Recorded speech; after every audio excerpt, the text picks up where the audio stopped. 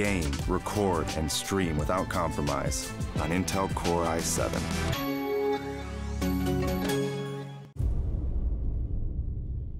The ESL India Premiership 2018 has 3 seasons: summer, fall, and winter. The summer season takes place from April to June, while the fall season runs from July to September. Finally, the winter season takes place from October to December. Coming to tournament formats, each season is divided into 3 tiers: the professional tier, the Master League; the semi-professional tier, the Challenger Series; the Open tier, the Starter Cups. Moving on to the frequency, every season in the ESL India Premiership 2018 will see 1 Master League, 3 Challenger Series, and 3 Starter Cups. The Masters League now hosts 12 teams and players. Meanwhile, the Challenger Series has 8 contestants and follows a double elimination format. Finally, the Starter Cups are now limited to only 128 participants, so make sure you register for a Premiership now. Once you register for the Starter Cup 1, you'll have to fight your way to the top. At the end of the phase, you will get promoted to the Challenger Series 1.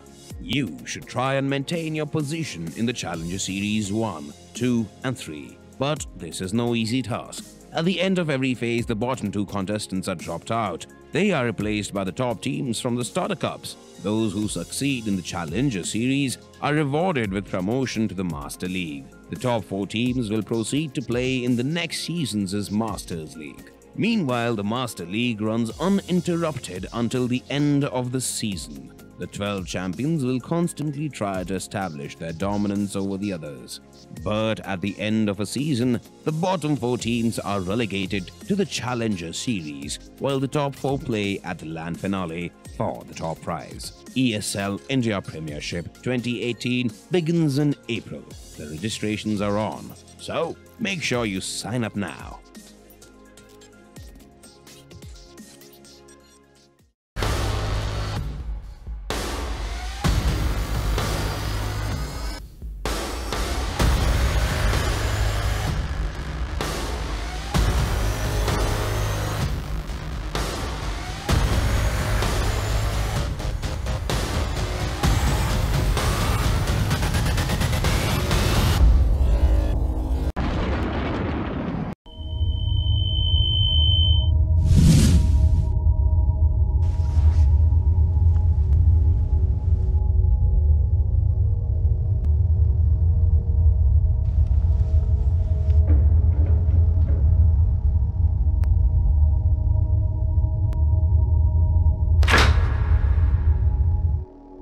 Turn around 3 times.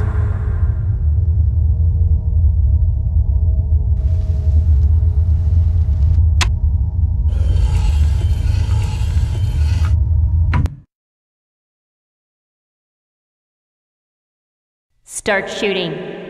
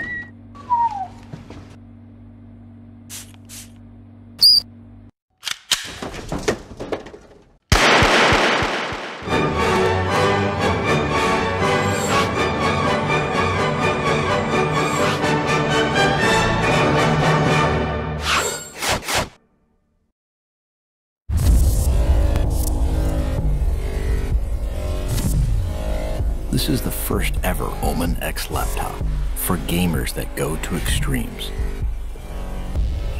Gear up with the machine designed for total domination and engineered for gaming in stunning 4K. Equipped with the latest Intel Core processors, it gives you the power to be relentless.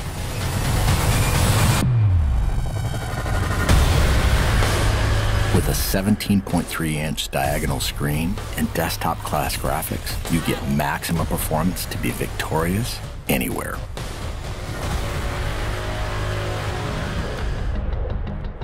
With multiple fans and large exhaust vents, heat is transferred away from critical components for dynamic overclocking.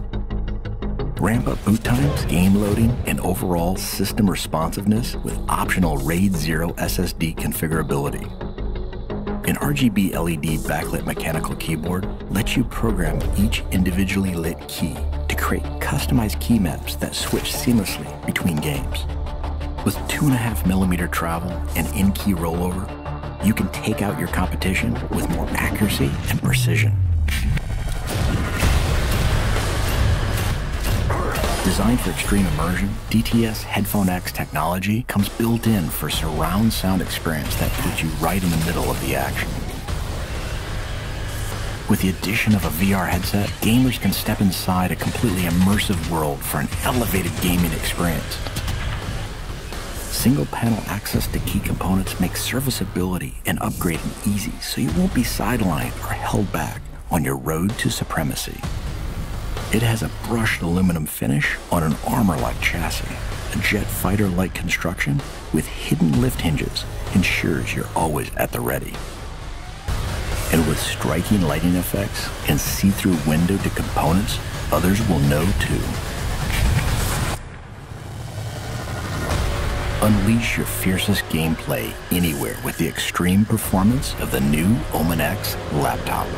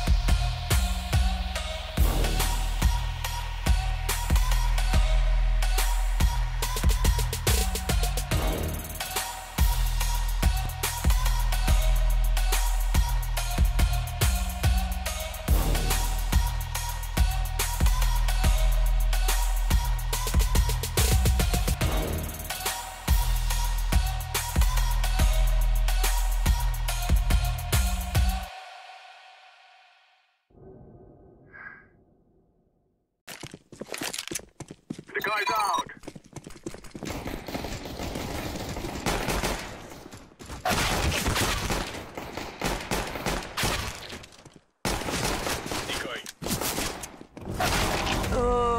was beast.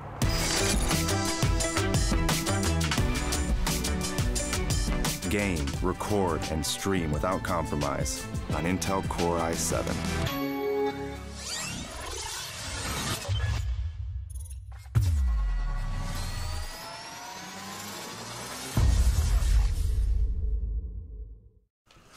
Well, hello everybody and welcome to another edition of the ESL India Premiership 2018 Summer Seasons' Masters League going on. I'm your host, Vagish Gotsalebhan.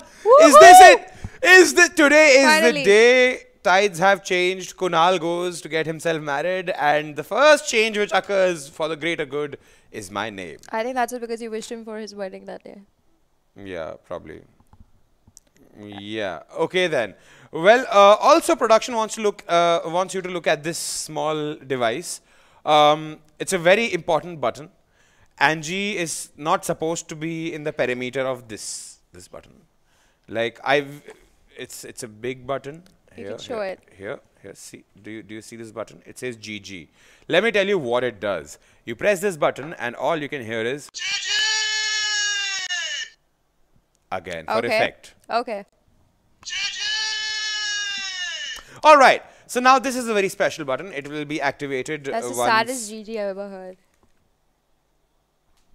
Moving on, Yeah. since Angela is jealous that she is not allowed to use this amazing invention there, let's focus on today's game. But before we actually move on to today's game, couple of announcements. First of all, my sincere apologies for not introducing this lady right next to me, Zara Angela Gonzalez. It's great to be here for Clash Royale. Why are you sad? Why are you I'm not getting to use the sad? buzzer, so it's just sad. Okay, once, do it. All right. Happy? I'm happy now. Yeah, I'm happy. I think Okay. I'll analyze this game brilliantly. All right, ladies and gentlemen, this entire halabaloo has been brought to you by Omen by HP, HyperX, and Intel, and presented to you by the lovely folks at Nodwin Gaming and ESL. Now, before we move on to the game at hand, Yeah. general announcement.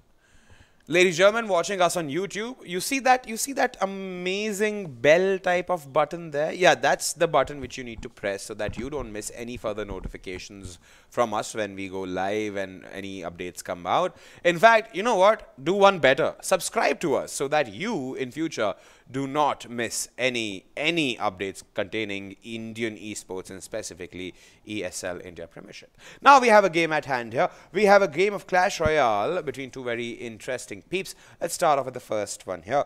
Mukul.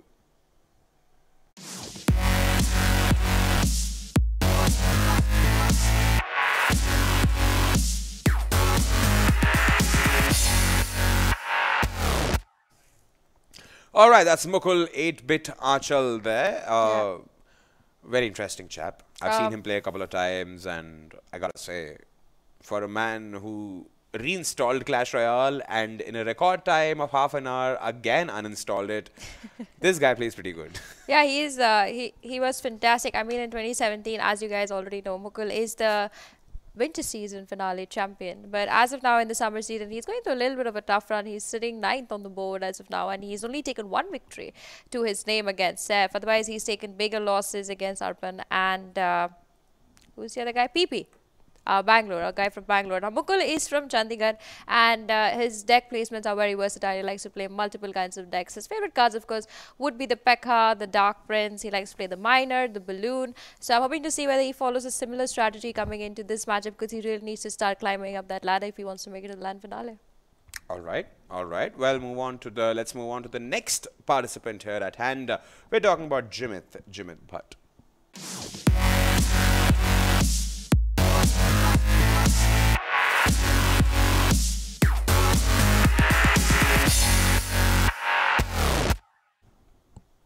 Alrighty then, well that's Jimit Bhatt there. Angie, you want to add on to this young lad? Yeah, so Jimit is from Bombay, and as of now he sits 10th on the board. He's not really secure. He's not really secured any wins to his name. He's played against Arpan Bryn and PP. Now Arpan and Bryn both being amazing players. They've been playing Clash Royale for quite a while. And we talk about PP in general. He's been with us from the 2016 edition, so he's a very, very experienced Clash Royale player. But Jimit always has this thing that he always tries to get the maximum points at the end of the season. He doesn't really like to get them from the beginning. Maybe he likes to keep trying out versatile decks. He tries to see how his opponents plays, and later on in the tournament he'll just start changing his gameplay. He does love to play the Goblin deck a lot. He loves the Goblin Heart. He loves I think everybody loves the Goblin. In fact, if you look at Jimit's favorite cards are the Three Musketeers and 8-bit Mukul. The Hog Rider! Okay, he loves the Hog Rider. Of course, I've not seen him play the Hog Rider that much, even though it's his favorite card. He likes to play the Dark Prince more. I think it's a ruse. I think it's a ruse. 8-bit Mukul has ensured that his favorite card is Hog Rider, so that he ensures that everybody, bans it, but he uses his favorite card then later. If I have to talk, I think if I have to give Mukul a favorite card, I would call it the Dark Prince. He has won a lot of games with the Dark Prince. Yeah. Well. He got a Mega Knight band, whereas Jimit Bhatt got a Goblin Barrel. All right, so the Goblin Barrel's getting banned. Well, this sets in motion today's game. Angie, are you kicked about it? I'm very interested to see this game because both these players really need to buck up their speed to reach to the top of the board. I'm going to ask you, who are you betting on? Because whoever loses the bet does not get to press the buzzer at the end of the game. Are you going with Jimit or Mukul? I've already won the bet. Mukul 8-bit Anchal is my bet. All right, I'm going to go with Jimit because until now he's not really won a single game, and I'm hoping that he's able to, kind of just make his way back into the board and even in the top 5. Okay, fine. Yeah. I will be the one who to press this amazing button here, right in the center of this table. Let's see, we still have DOTA. Manoj Super XL Gola is all ready.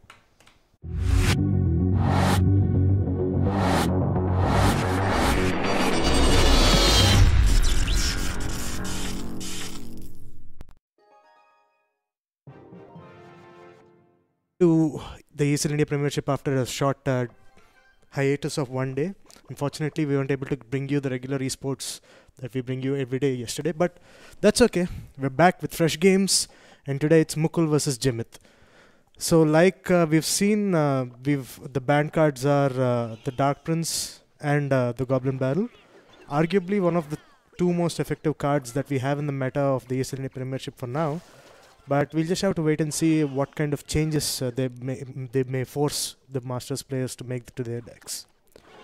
So, well, for now it looks like Jimit is actually playing his favorite card of all time, the Three Musketeers, along with an Elixir Pump. But how is he going to defend against this balloon from Mukul, I wonder? I think that tower's a goner right now. He put all of what he had into that push over there on the left, Jimit did, but he couldn't really destroy Mukul's tower. But Mukul, on the other hand, all he had to do was one Ice Golem and a balloon, and he just completely demolished Jimit's tower. But we do have 2 minutes left on the clock. That is a long time for Mukul to be defending his 844 HP tower. But yeah, we'll just have to wait and see if he'll be able to successfully defend it, or if Jimit's 3 Musketeer pushes will be just prove too much. I think we can safely assume by now that Mukul understands that Jimit has a 3 Musketeers in his deck, especially since he already put down an Elixir Pump, and we saw that Jimit has a battering ram.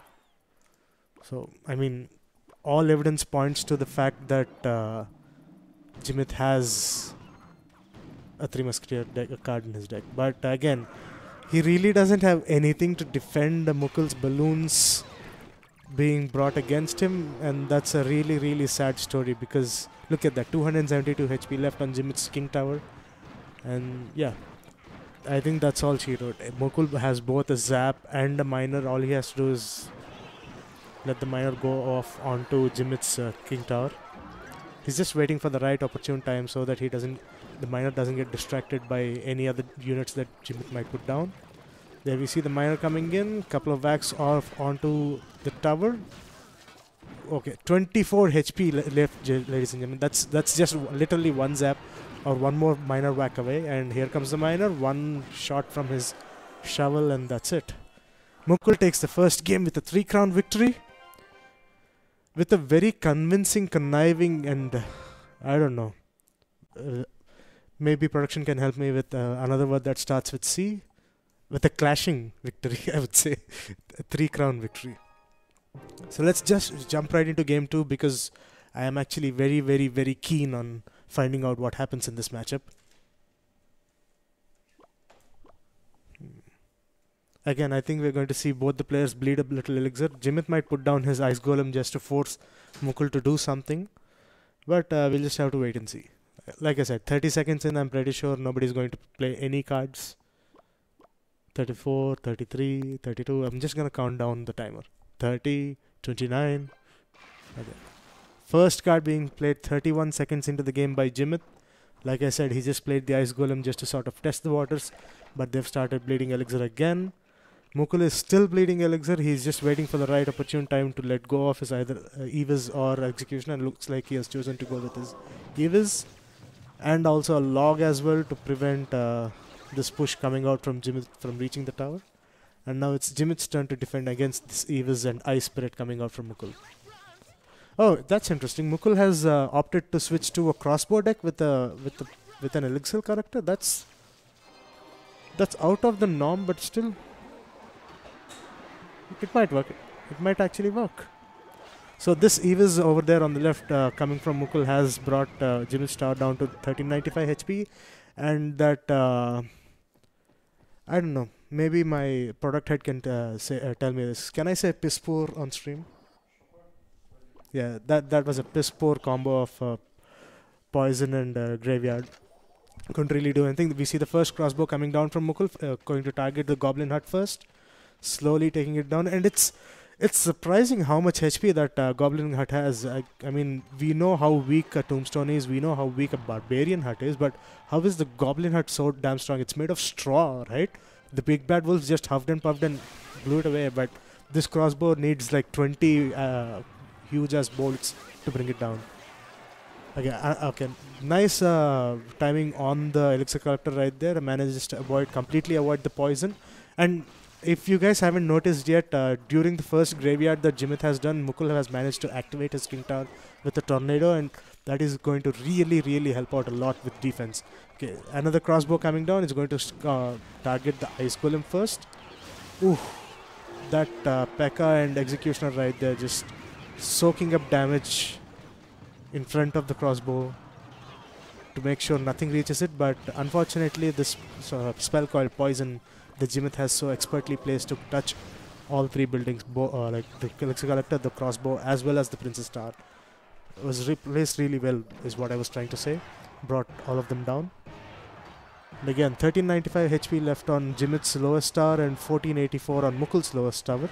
And Mukul has decided to switch the pressure on onto the other lane.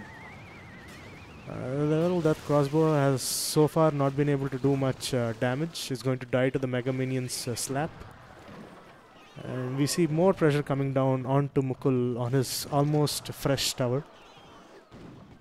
But yeah, again, another crossbow being placed down by Mukul, going to target, same old story, going to target the Barbarian Hut and gets slowly beaten down by poison.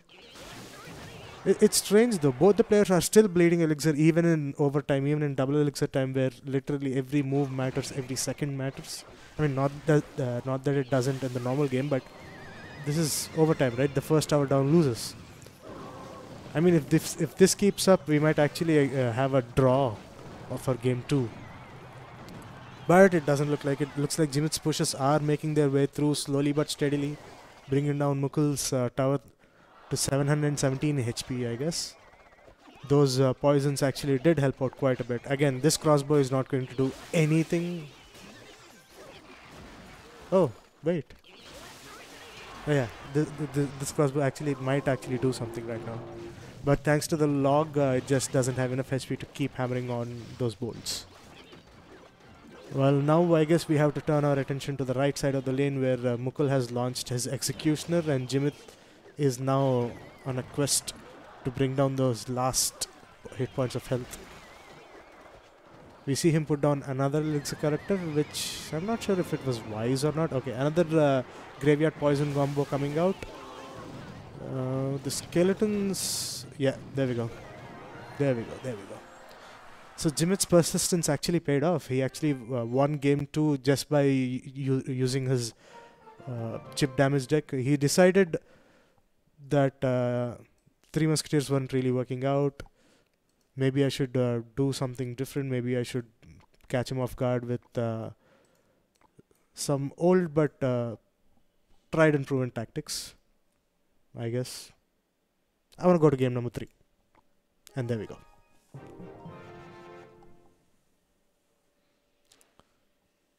Okay. Interesting. Looks like Mukul might have stuck with the same deck. And Jimit has completely switched around his deck. Now he has a P.E.K.K.A. with a minion horde. Interesting. Is Jimit going to come out with a completely strange deck? Like maybe he's going to start... Oh, he has a mortar. Okay. Now I get it. So since Jimit has understood that big pushes with his Three Musketeers are not really working out, he has decided to do to do damage from afar. Especially... Oh, look, a hog. So it's a hog mortar deck. Interesting. That execution is going to make quick work of those of the minion horde, and he's going to start eating those huge boulders right to his face. Unfortunately, the mortar wasn't able to get any hits off onto the building that actually matters. And we see the first crossbow coming out from Mukul, directly targeting the P.E.K.K.A. The P.E.K.K.A. did get one hit off onto the crossbow,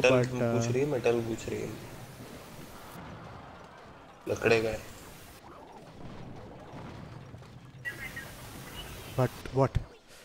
It's okay though. It's fine. So far we haven't been really lucky enough to witness any huge pushes coming out. That's because neither of these decks are actually push decks.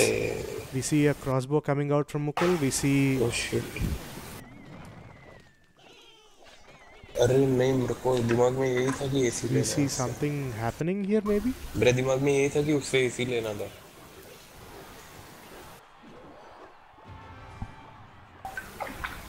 AC लेना था उससे.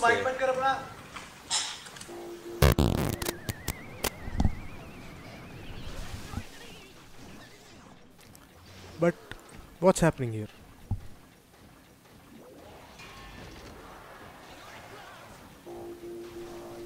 Okay, anyway, again we see under two huge P.E.K.K.A.s meeting again in the middle of the road.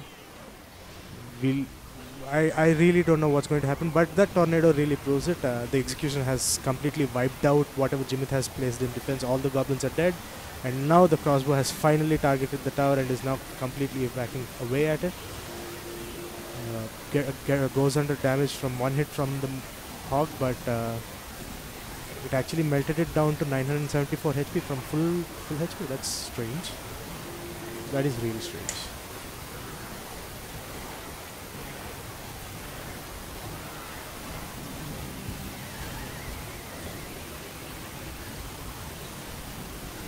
Well, what?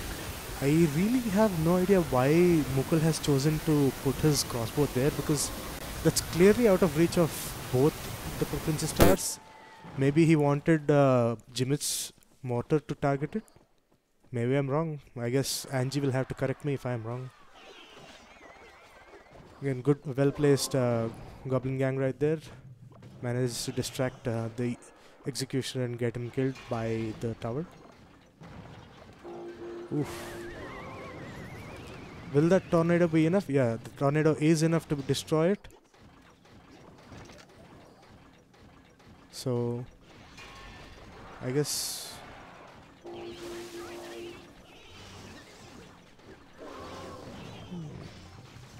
Well, okay. Again, this is just a repeat of what's been happening in the past couple of minutes so far.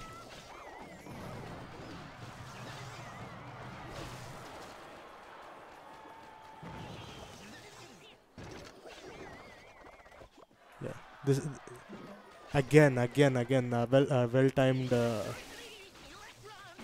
mortar from Jimit right there distracts the crossbow, but just for a moment though. This is overtime.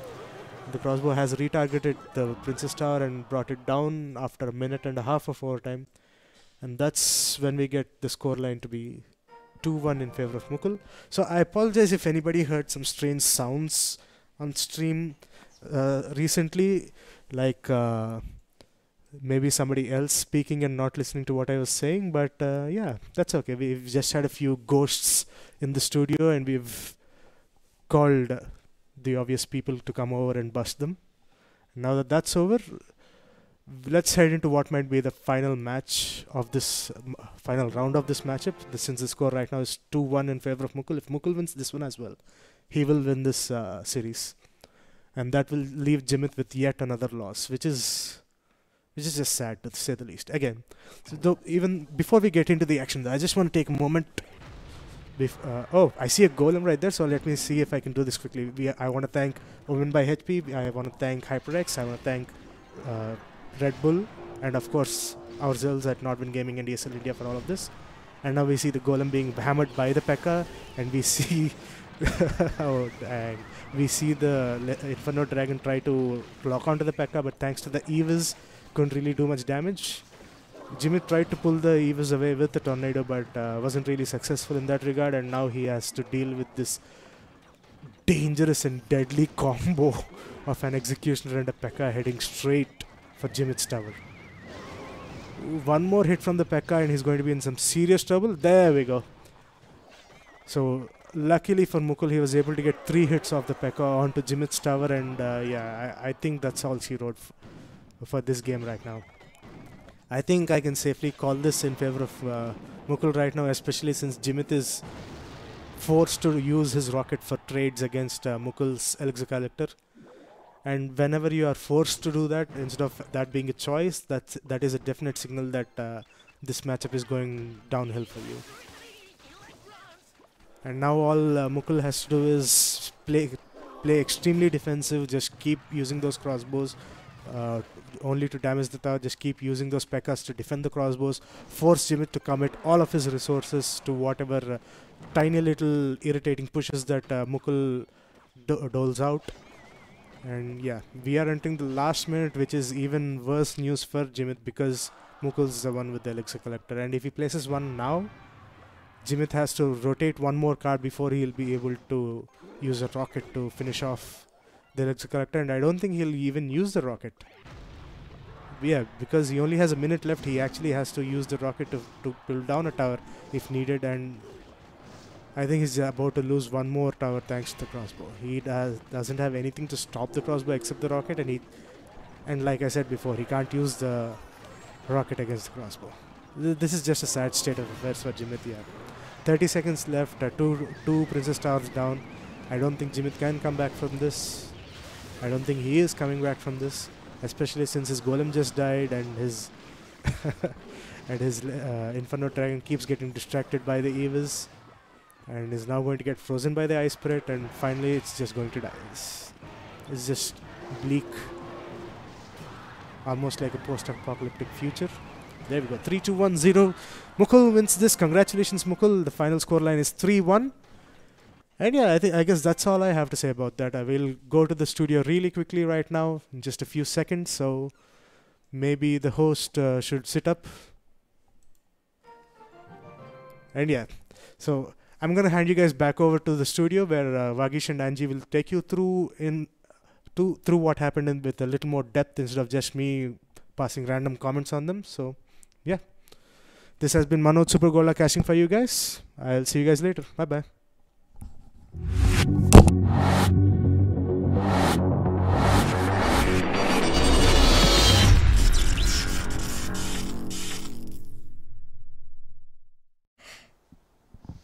Ladies and gentlemen, the time is now.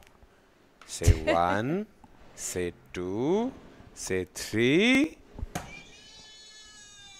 Once again for effect. All right. Once for good luck. 3 is a charm. Mukul 8-bit Achal. Oh, you completely knew that was going to happen. I know, I'm omniscient. My name means Lord Brahma. I'm the guy with the entire knowledge of what's about to happen. Please, Angela, come on, cut me some slack here. Okay, that was a good analysis by you. A gods. No, yeah. no, no. Yeah. But a great game by Mukul Nachal. You don't expect any dull moment when you see the winter season finale playing Clash Royale. What I've kind of noticed about Mukul in general is that he always thinks out of the box.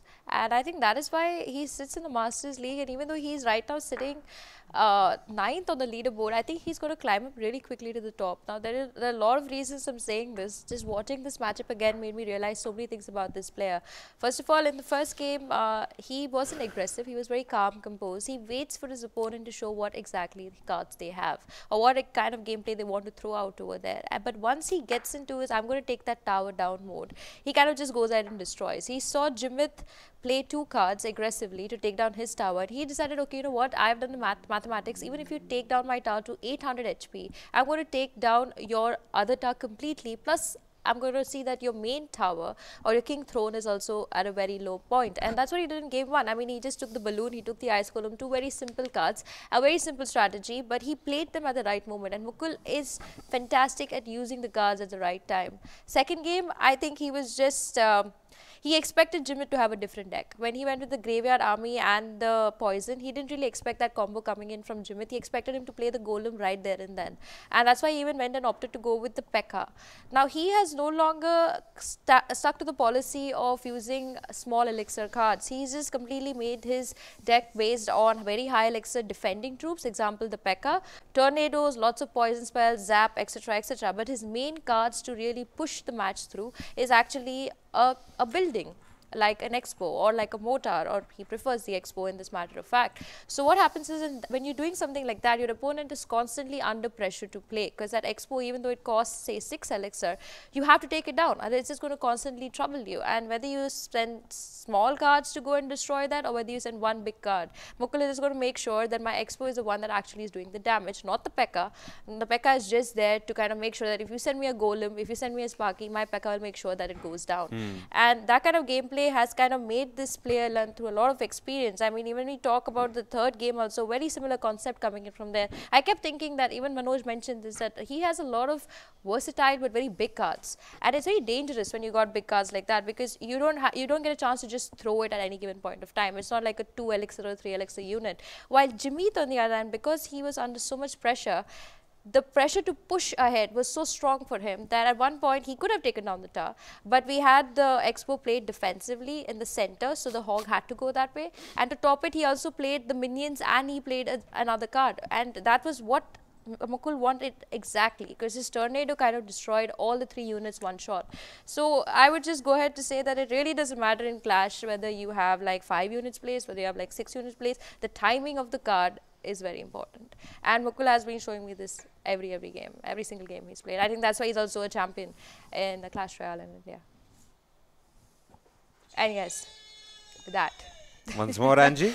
Yes, you can do it one more time. We've still got. Once again, ladies and gentlemen, presenting this amazing invention to you. You see this amazing GG button? Yeah. So now we will be heading off to a small break, because on the other side we have a Counter-Strike Global Offensive game. Don't forget, press the bell icon, get notified on time, and join the esports hullabaloo called the ESL India Premiership 2018 Masters League, going on in the summer season. Brought to you by Omen by HP, HyperX and Intel, and presented to you by Norton Gaming and ESL.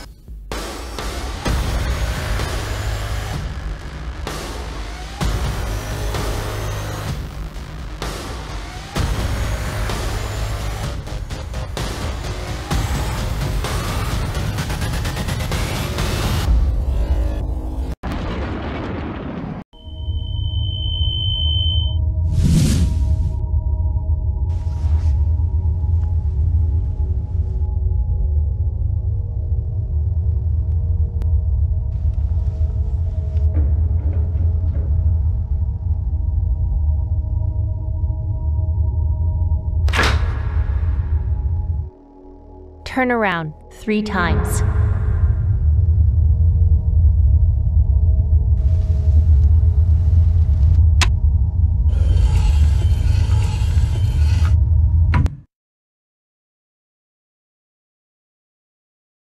Start shooting.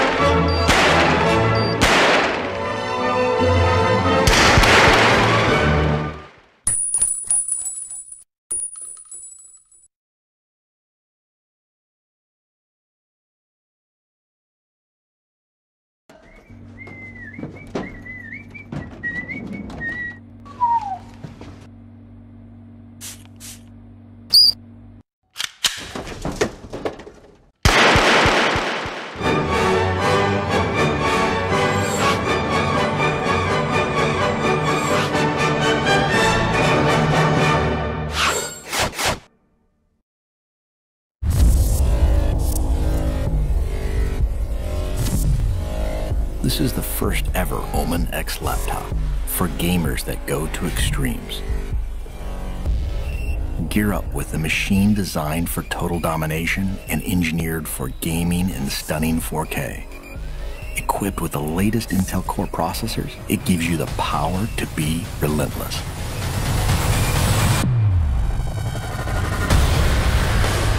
With a 17.3-inch diagonal screen and desktop-class graphics, you get maximum performance to be victorious anywhere.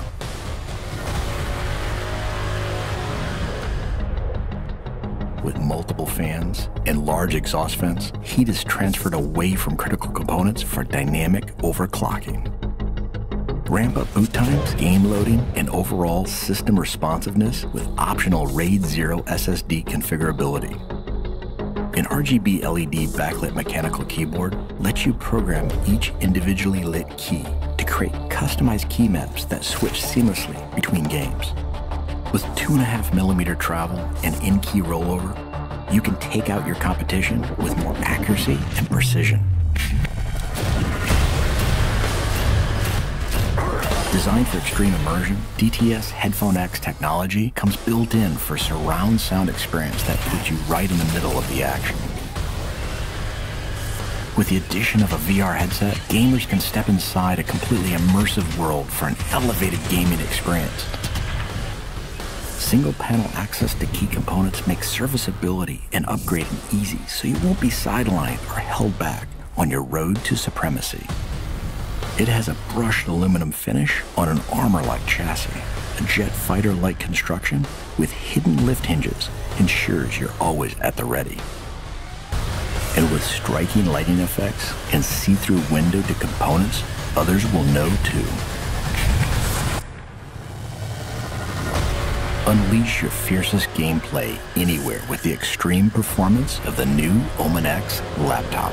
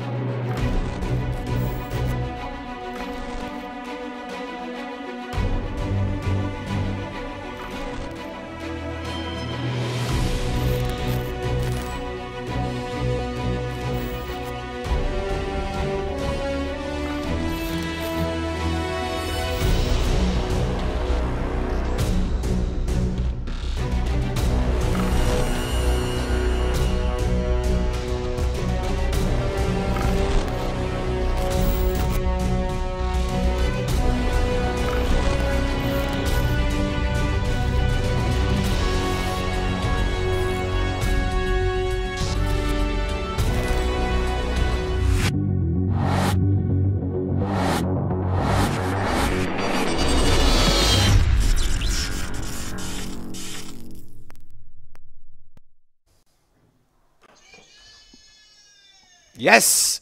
That's how good games should begin, with the war cry of JJ! See, I know it sounds terrible, but apparently that's from the caster who was casting the best and biggest StarCraft 2 game ever to happen. And at the end of that game, he literally screamed it out.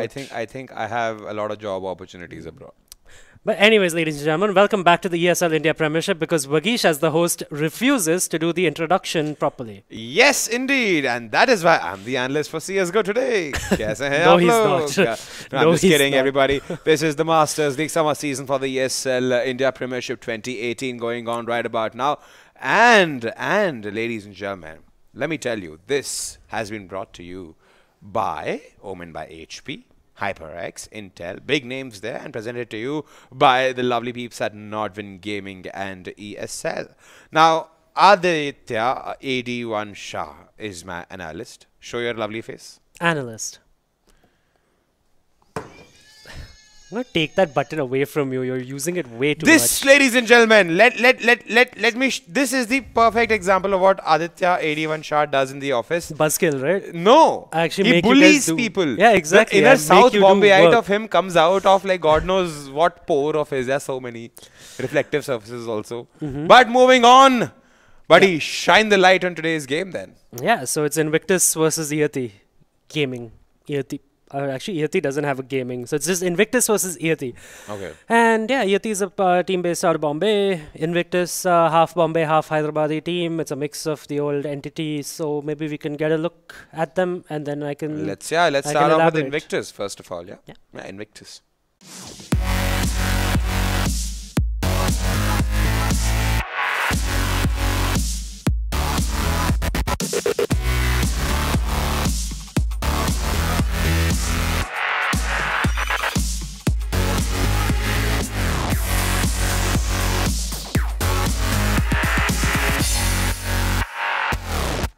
Well, that's Team Invictus for you guys. Hunter and gang there. Practically ex-entity people. Yeah, and you were saying Pasha Sahal, right? He looks depressed in that photo, like completely depressed. He's like, why am I doing this? Why am I playing? Why am I being forced to pose for a photograph? Yeah. Okay, Adi, shush before they start making hate comments and hate posts on Facebook. Shush. They'll hate on you, not on me. Yeah, but you will be targeted All right, so anyways, I was going to get into Invictus a little bit, right? Hunter is their in-game leader and captain as well. So it's interesting. The three of the guys are from Bombay. Ribby and Pasha Sahal, obviously from Hyderabad. Hunter, ex-Cali, both of them are, and also Ribby, all three of them ex-entity players. So they got what it takes, basically. And they've had a decent run of form as well, actually. So they've beaten, by the way, that replay of the Portal Esports game, right? It happened off-stream on the 16th of April. That finally finished up 16-5 in the favor of Invictus. And after that, Invictus has steadily chugged along. They've beaten... I lost myself here. They barely beat AT Gaming 16-14 on Inferno, and yeah, that's about it. I don't think they also played SRA yesterday on Inferno, also 16-5. So clearly they love Inferno, and I guess we're going to see another Inferno game today. So I was actually doing a stat, by the way, before we do get into the other team, right, about the distribution of maps played. We've seen Inferno 9 times, Cash 3 times, Overpass 3 times, Mirage 3 times, and Cobble twice. Train and Nuke, we've never seen them. But basically, we've seen Inferno 9 times. That's literally... a record.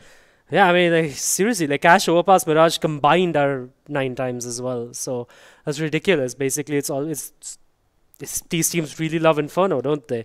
So yeah, I wouldn't be surprised if we see Inferno today again, because Iyati has also played Inferno in their match. Alrighty then, so then let's like move on to the next team there, Team Iyati here, and let's see the pairs for ourselves.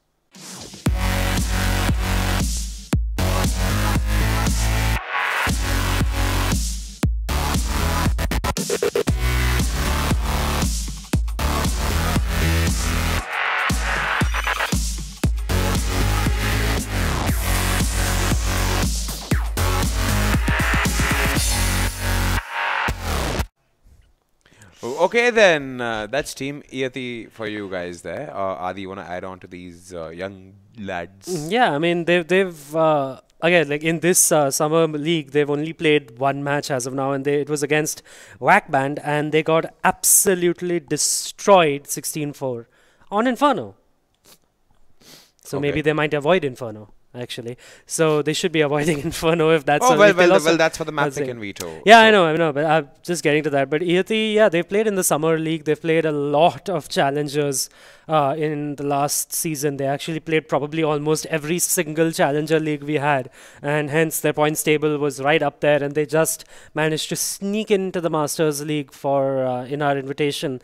And yeah, I mean, there's not much to say about them. These guys have been playing together for a very long time. Veerbhadra, Slots, Bullet, Sloan, and Ego as well, right? I think Ego is their new pickup because Badman, who now plays for Too Easy, was actually playing for Iyati before he got picked up by Too Easy. So yeah, I mean, there's not much to say about Iyati, but except that we need to see more of them because literally this is their second game. So why don't you call out for the map pick and veto and see what's in store for us? Mac, let me guess, Inferno. Hey, guessed right. So this would be the 10th Inferno. Yeah, 10th. 10th's the lucky charm. I mean, Train, Overpass and Mirage got banned by Iyati, and Invictus went ahead and banned Cobble because it's definitely one of the most hated maps by a lot of people for the drop side control. Not definitely a map for Invictus. I'm very surprised with the fact that Invictus chose not to take a cache. Very, very. It's a good map for Invictus, I believe.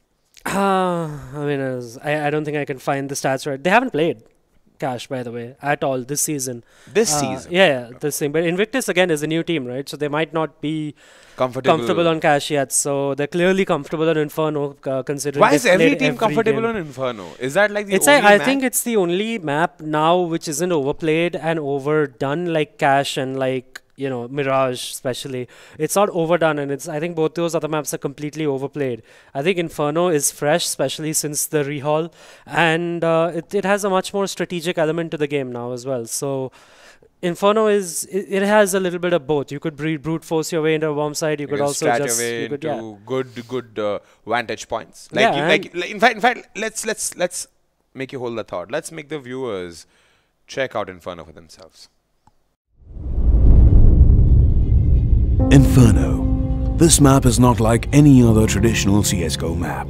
It does not revolve heavily around mid-control. The two most important areas of control are the apartments and banana. You lose control of either one of these areas and you're going to have a bad time.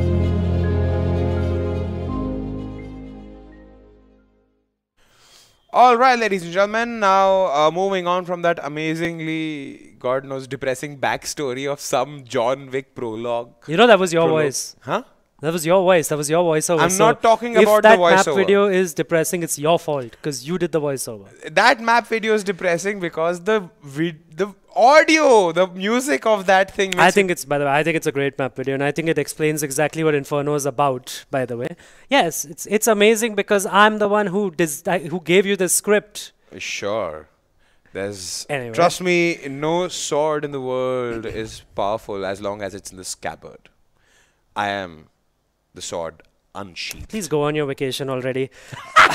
But anyway, all right. I think the final closing thoughts on this for me are basically Invictus is going to have a very one-sided game against Iyati. I wouldn't be surprised if it isn't 16-1 or 16-2, something like that. I really don't think Iyati can put up much of a fight because in front of Invictus. Yeah, after seeing Invictus win 16-5 against Portal Esports, and Portal Esports is no slouch, it's doubtful. Right? Yeah, and the fact that Iyati lost to Whack Band 16-14 on Inferno as well. I don't know why they went to Inferno. They could have rolled the dice on Overpass, to be honest.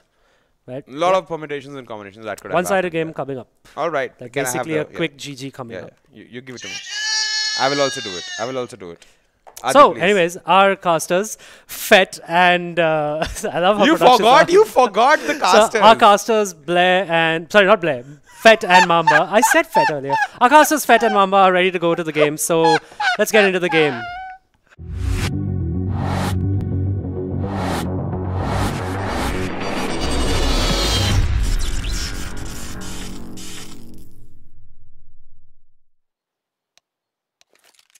Welcome back, ladies and gentlemen, to the ESL India Masters Premiership. Today's game is going to be played again on Inferno. I think this is the 10th time we are watching this map, or some insane number like that. And with me today again is the ever so eloquent, ever the smooth talker, everyone's bae, Mr. Mambe. Well, it's not a sad introduction again, but it's a pleasure to be alongside you, Fed, and I've been enjoying casting with you a lot. I don't think I've ever had so much fun casting with anyone. But getting back to the game, the scoreline 0-0 obviously is the first round coming up, and it's going to be interesting to see how it actually works out. But Pasha just waiting out. The flashbang is going to be coming in. He's going to get that one tap onto Ego. He's going to fall back as well. But the Terry side taking control of the B bomb side. Pasha priming that nade, but he's not going to throw it. He's finally going to throw it. The bomb is going to go down. Ego has been taken on. Pasha playing it to perfection, falling back. And look at Slots. Look at that though. Ribby is going to get taken down. You won't expect him to be there, and that is exactly what's going to happen. Very unfortunate for the CCs, but Weirbrother in a very awkward spot, should not be waiting it out over there. Once his teammate got traded, actually got taken down, but Bullet is going to go down to Excali as well, and that retake should not have been the case. It's still going to go in the favor of the CD side. Well, Slots in a 1v3 is going to find the shot onto Pasha, but they have a kid to work with, and that is going to be the first round coming up for Team Invictus. Well, that was a decent anti-strat coming out from Invictus, to be honest. Like, I think they'd done their homework, and I think this was the case of both the teams trying to anti-strat each other. Invictus putting 4 towards the A bomb side on the pistol round, not a very common thing to see in this day and age while Inferno is being played. And Iyati just making a beeline for the B bomb side. What was crucial was that first kill that Pasha Sahil got. I think it was on to Ego when he was completely blinded. And obviously that very smart retake coming in from Invictus, 3 from CT spawn. They just overran that B defense, and now again it's gonna be a beeline towards the B bomb side, just with nothing, no upgraded pistols. Whoa, okay. Wow. Okay. That's one way of doing things and shutting up a caster. Alright, but he did something that it should have been a little too uncharacteristic. But again, anti-ecos and Indian teams name a more iconic duo. In the meantime, Manan is going to be trying to go in, and Slots getting the third frag with the Signify. He only had 24 bullets in his gun. Already has gotten the third frag. This guy has been playing like a monster in this round. Got those 2 amazing openings. Got the third frag as well, getting boosted up top. And now Manan and Excali are on the run. They want to save those weapons up and try and save some money as well, because Manan has invested a lot, has invested all the money he has. So has Excali. So they did have a lot of confidence in pulling this round off, but they got absolutely destroyed. Their defense got torn apart like a piece of paper towards Banana, and Weirbrother is going to be coming in, but Excali just waiting it out. Weird won't come in, realizing the importance of his P250 that is saving right there. I don't know how Indian teams consistently just lose to pistols. I swear, if I were Dazed right now, there's a very famous clip of Dazed on the internet where, I can't repeat what he says on the internet, but it's very good on Iyati's part to actually have, to keep their nerves, because everything along with the kitchen sink was dumped onto them at Banana. They were all so very low when they went, actually faced the opponents. But they kept their nerve, they got the job done. But frankly speaking, Invictus should never be losing that round. Especially like that.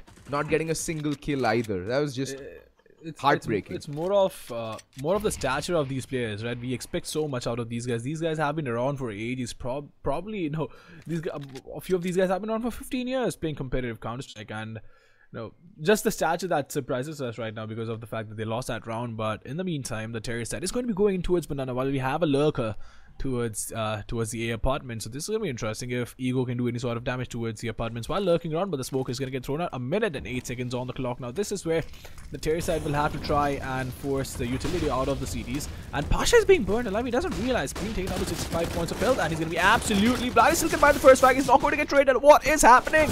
Pasha is finally going to go down. Bullet find the frag onto him, and this was a ballsy take, by the way. This was a very ballsy take. The re-smoke coming in. The Molotov is going to be coming up as well. So playing it perfection, Iyati and Excali is going to be on the retake. He's not going to get spotted. The Molotov is going to get thrown into a triple, and Weirbrother being a little too ambitious, should not be peeking out.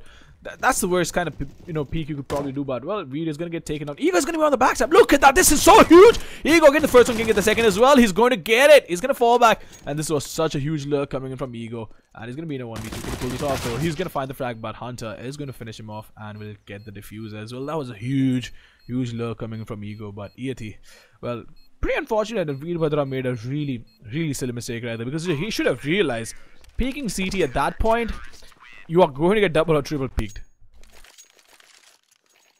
Yeah, I mean, frankly speaking, I think Veerbhadra was also stuck between a rock and a hard place. He was playing from erstwhile Grill, and he didn't really have much of a choice. I think he wanted to cross over, but the CT smoke faded before he could make his way towards Banana.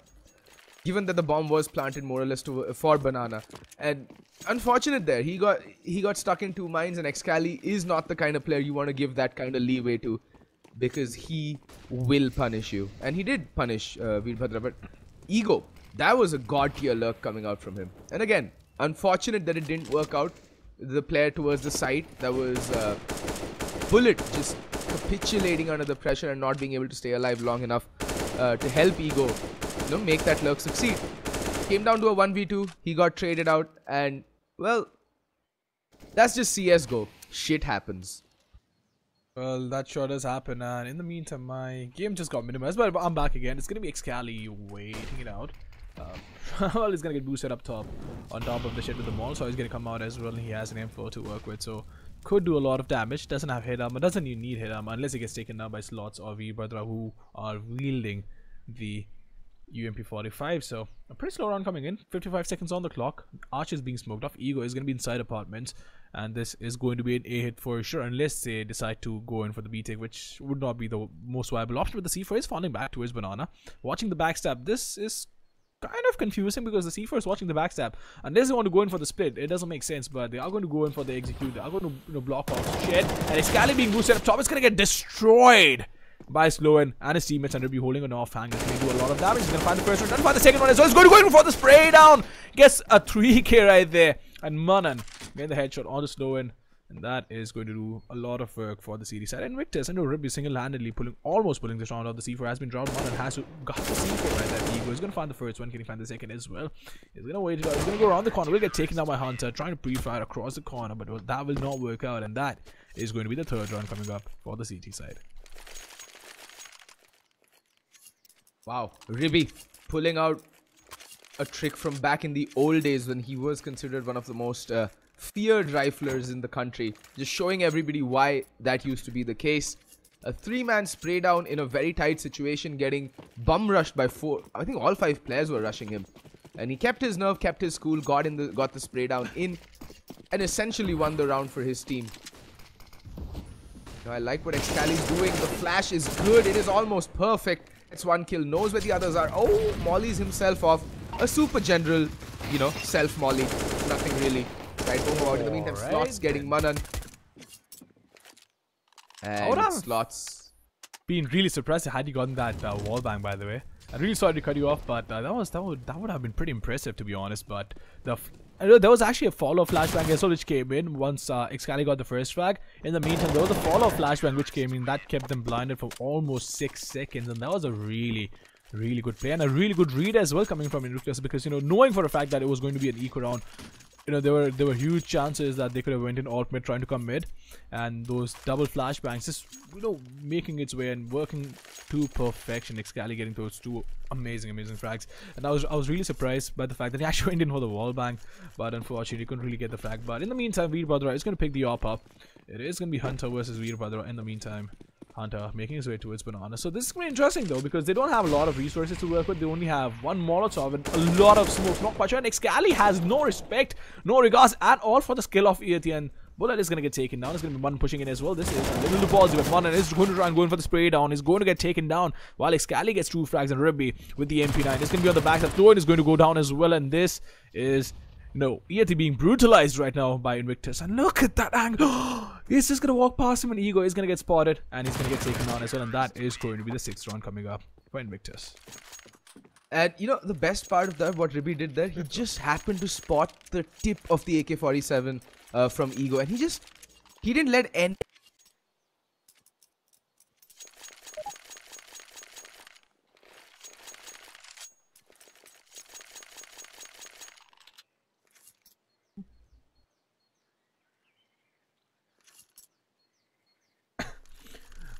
Alright, so the game is gonna get well, it's actually going to be a timeout coming from Iyati, trying to figure out what happened right here. And in the meantime, I think we lost Fed, not quite sure, but getting back to it, Iyati has been being destroyed right now. And, the first round was pretty good. The second round was really good. They pulled off that anti-eco. But after that, Invictus has been stepping it up and literally taking down Iyati like a piece of paper. But what has been surprising is the fact that Iyati, even though they are being destroyed, they are being given no respect at all by Invictus. They are still trying their best to try and make things work. So, well, the pause is going to go away. And I'm not quite sure why they would take a timeout at this point, because you probably want to take it in buy round, because just to try and get back in the game, try and get your head back in the game. But the flashbang is going to get thrown out. Ribby is going to try and peek mid. And again, no respect at all. Just going in with that AK-47 try, but they do realize it's going to be an eco round. Look at Manan, they're just going in with the MP9 and having so much information. There's so much map control for the CTs, and he can be the float, getting all the information in the world that he needs. And Iyati are just a little too scared of Invictus right now, Fed. Yeah, I mean, they haven't even gotten out of spawn. This is basically Invictus putting the fear of God in Iyati. This is just, look at them. They're like little kittens, just stuck in spawn, unwilling to go out. Finally, we do see Bullet being the sole player with any amount of any amount of incentive. I don't know what the word I'm looking for, but it's not coming to me. It's just basically he's the only one showing some balls and pushing forward, getting some information, getting back some map control. And Invictus, after basically having traipsed around the entire map, they've fallen back to their defaults. With 40 seconds left on the clock, Hunter gets the opening pick on to Slow-in. He needs to be careful. There are just pistols, but he does run the risk of getting overrun. But Excali finds Bullet, Excali finds Slots, and Ribby will find Ego and Veerbhadra. Nice little double headshot there from Ribby to get those final 2 kills. Ribby is just feeling it today. Excali on 10 frags, Ribby on 9. It's not usually you see Ribby right on top in the fragging department. He is more of a lurk/utility support player. But I'm really happy to see him back in the frags and, kicking ass and taking names. Well, that just, it reminds us of the good old times when Ribby used to be in his prime. And even though he's not in his prime, but he's still a very good player. He has a lot of experience. And, I remember this one line from Cars, the movie. I think it was Cars 3. If you can't be as fast as him, just outsmart him. And that is exactly what Ribby does, right? With the amount of experience he has in this game, he tends to use it to perfection. He tries to make the best of it. And while opping as well, a lot of people for some reason think opping is all about flicking. It's not. It's more of positioning and making sure that you have the timing right. But look at that, Ribby's gonna miss on the first shot. And while I was praising Ribby, he's gonna get taken down. But Manan just waiting it out with the MP9. He's gonna get the first back, gonna get the second as well. He's gonna get spot, trying to go around the corner, gets the second back as well. How is this even happening? How is Manan being allowed to do something like this? And Hunter is gonna be in a 1v2, has to pull this off. Only has an op to work with, has a kit as well, but this is gonna be extremely hard, because you don't want an op in a retake. He's probably gonna switch it up. He's gonna throw the op away. He's gonna pick up the AK-47, and that is exactly what he's gonna do. So Slow-in is gonna get spotted. He's gonna get taken down as well, and what a shot, Hunter! You got the flashbang is gonna be coming up. Gonna find the flag on the slots as well. He's gonna get it, and Hunter! Oh my god, what a retake! What an amazing retake! Throwing away the op, and the first shot was pretty amazing. Pretty amazing. Oof. What a shot from Hunter. What a retake. And this guy just pumped up some serious match IR right there. Crazy retake coming out from Hunter. And that is why, ladies and gentlemen, he was considered to be the best player in Indian Counter-Strike in the year 2017. Because he used to do that on a daily friggin' basis. Hunter does not disappoint. Hunter, ever so consistent, ever so precise. And oh my god, welcome back, Mr. Ishpreet Singh Hunter. This is not the only game that is actually good, and he plays snooker, and he plays it pretty well. He plays it really, really well, and that's something that's commendable, because being really good at 2 different sports is it's a big feat. But in the meantime, talking about the game, Ego is going to get taken down. At the Terry side, they have AK-47s to work with. They do not have an op, and it is going to be a double op setup on the CT side. Ribby and Hunter, just like the last round, it's going to be a double op setup. But yeah, the CTs do have a mad advantage. The scoreline is 7-1 in the favor of the CT side, and one round that Iyati picked up was, display of brilliance, like a ray of hope from coming in from slots, but not being able to carry that forward after that round. And Invictus have just been taking them down without any sort of respect. And I think one of the players has actually timed out. Wait, I'm not quite sure what happened. Oh, never mind. He tried to connect to the server, but he couldn't. But the flashes are going to be coming in.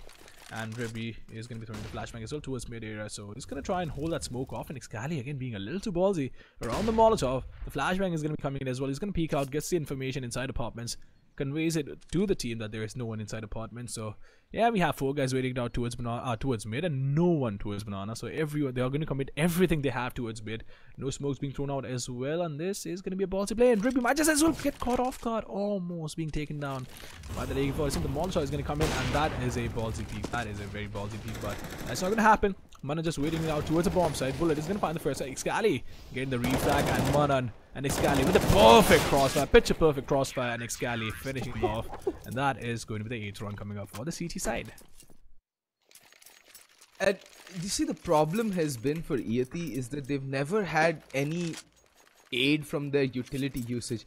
They've not been able to cut off lines of sight. They've just had to go into bomb sites dry, with 3 or 4 players waiting for them with very good crossfires, I might add. Invictus has been on point with their crossfires. Just that setup towards the A bomb site that previous round. Excali first playing on balcony, dropping down towards mini pit. Wait, I think it was Manan playing on the boxes inside. Hunter gets the opening frag this time around yet again. And that too, the opening frag has never gone the way of Iyati. And this time it's going to be a YOLO rush towards the B bomb site. That's the only round they've won, by the way, when they took their pistols and just went Leroy Jenkins towards the B bomb site. But this time Invictus are ready. They've turtled up. There's 3 players towards the B bomb site. They're not going to get fooled twice. And Veerbhadra is going to get turned into fresh kebab. And we have a 5v3 situation with players stuck in banana, Manan and Excali on the flank.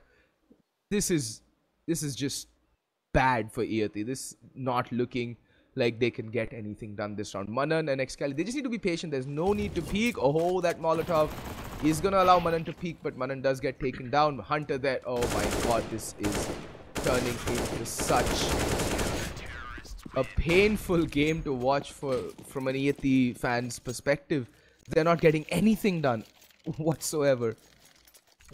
At the pace that this game is going, I think it's gonna be done by 7:30 or maybe before that as well. But look at the amount of disrespect that Invictus is showing on the server. Even though they don't have to peek, they are going in for those peeks, they are going in for the aggression, and Iyati is not going to be able to do anything about it because it's just not happening for them. And you know, this is where the amount of experience that Invictus carries comes in, right? Because Iyati, not being experienced, are being absolutely brutalized, and you know, it does get to your nerves as well because you are being disrespected so much and there's nothing you can do about it. So it is going to get to your nerves, and in the meantime, Bullet is actually going to find a flag. Pasha being a little too optimistic right there. Molotov is going to be coming in, and Hunter is not going to budge, and finally falling back. The smoke is going to be coming in as well, and look at that, so unfortunate Hunter.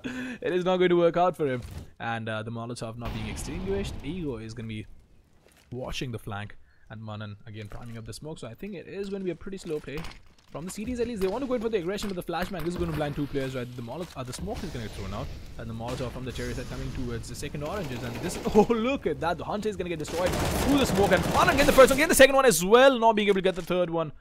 And how is this even happening? Holding that angle off behind the smoke should not have lent him, no, should not have gotten him 2 kills, but he's still going to find them. Ribby is going to be on the retake with the op to work with, and he's going to be scoping in way too far out because he does not want to give away his possession. He's going to switch it out and probably will get hurt out as well, and he's going to be watching the triple box and Molotov being thrown out, and Ribby is going to do a lot of work. He's going to miss out on the shot though, has to connect the second one, and is just waiting for the chase to peek. He's going to peek around the corner with the P50, and Excali is going to get deleted off the server by EU, and that is going to be the second round coming in for Iyati. Finally, Iyati put their second on the board, and do so by keeping 2 or 3 players alive. That is important because that it actually builds towards their economy. Unfortunate there for Iyati. Ribby not really being able to connect with that first flick. That was the crucial moment. It was a 2v3 retake. Had Ribby actually gotten that kill, I'm pretty sure they actually stood a chance of mounting that retake yet again. Hunter being a bit too overzealous. I think confidence is good, overconfidence bad. And that was a bit of overconfidence leaking through for Hunter. Although this time it's going to be a push towards mid. Ribby, nice flashbang. And completely white there was slowing. That flashbang really did slow him down. Pun intended.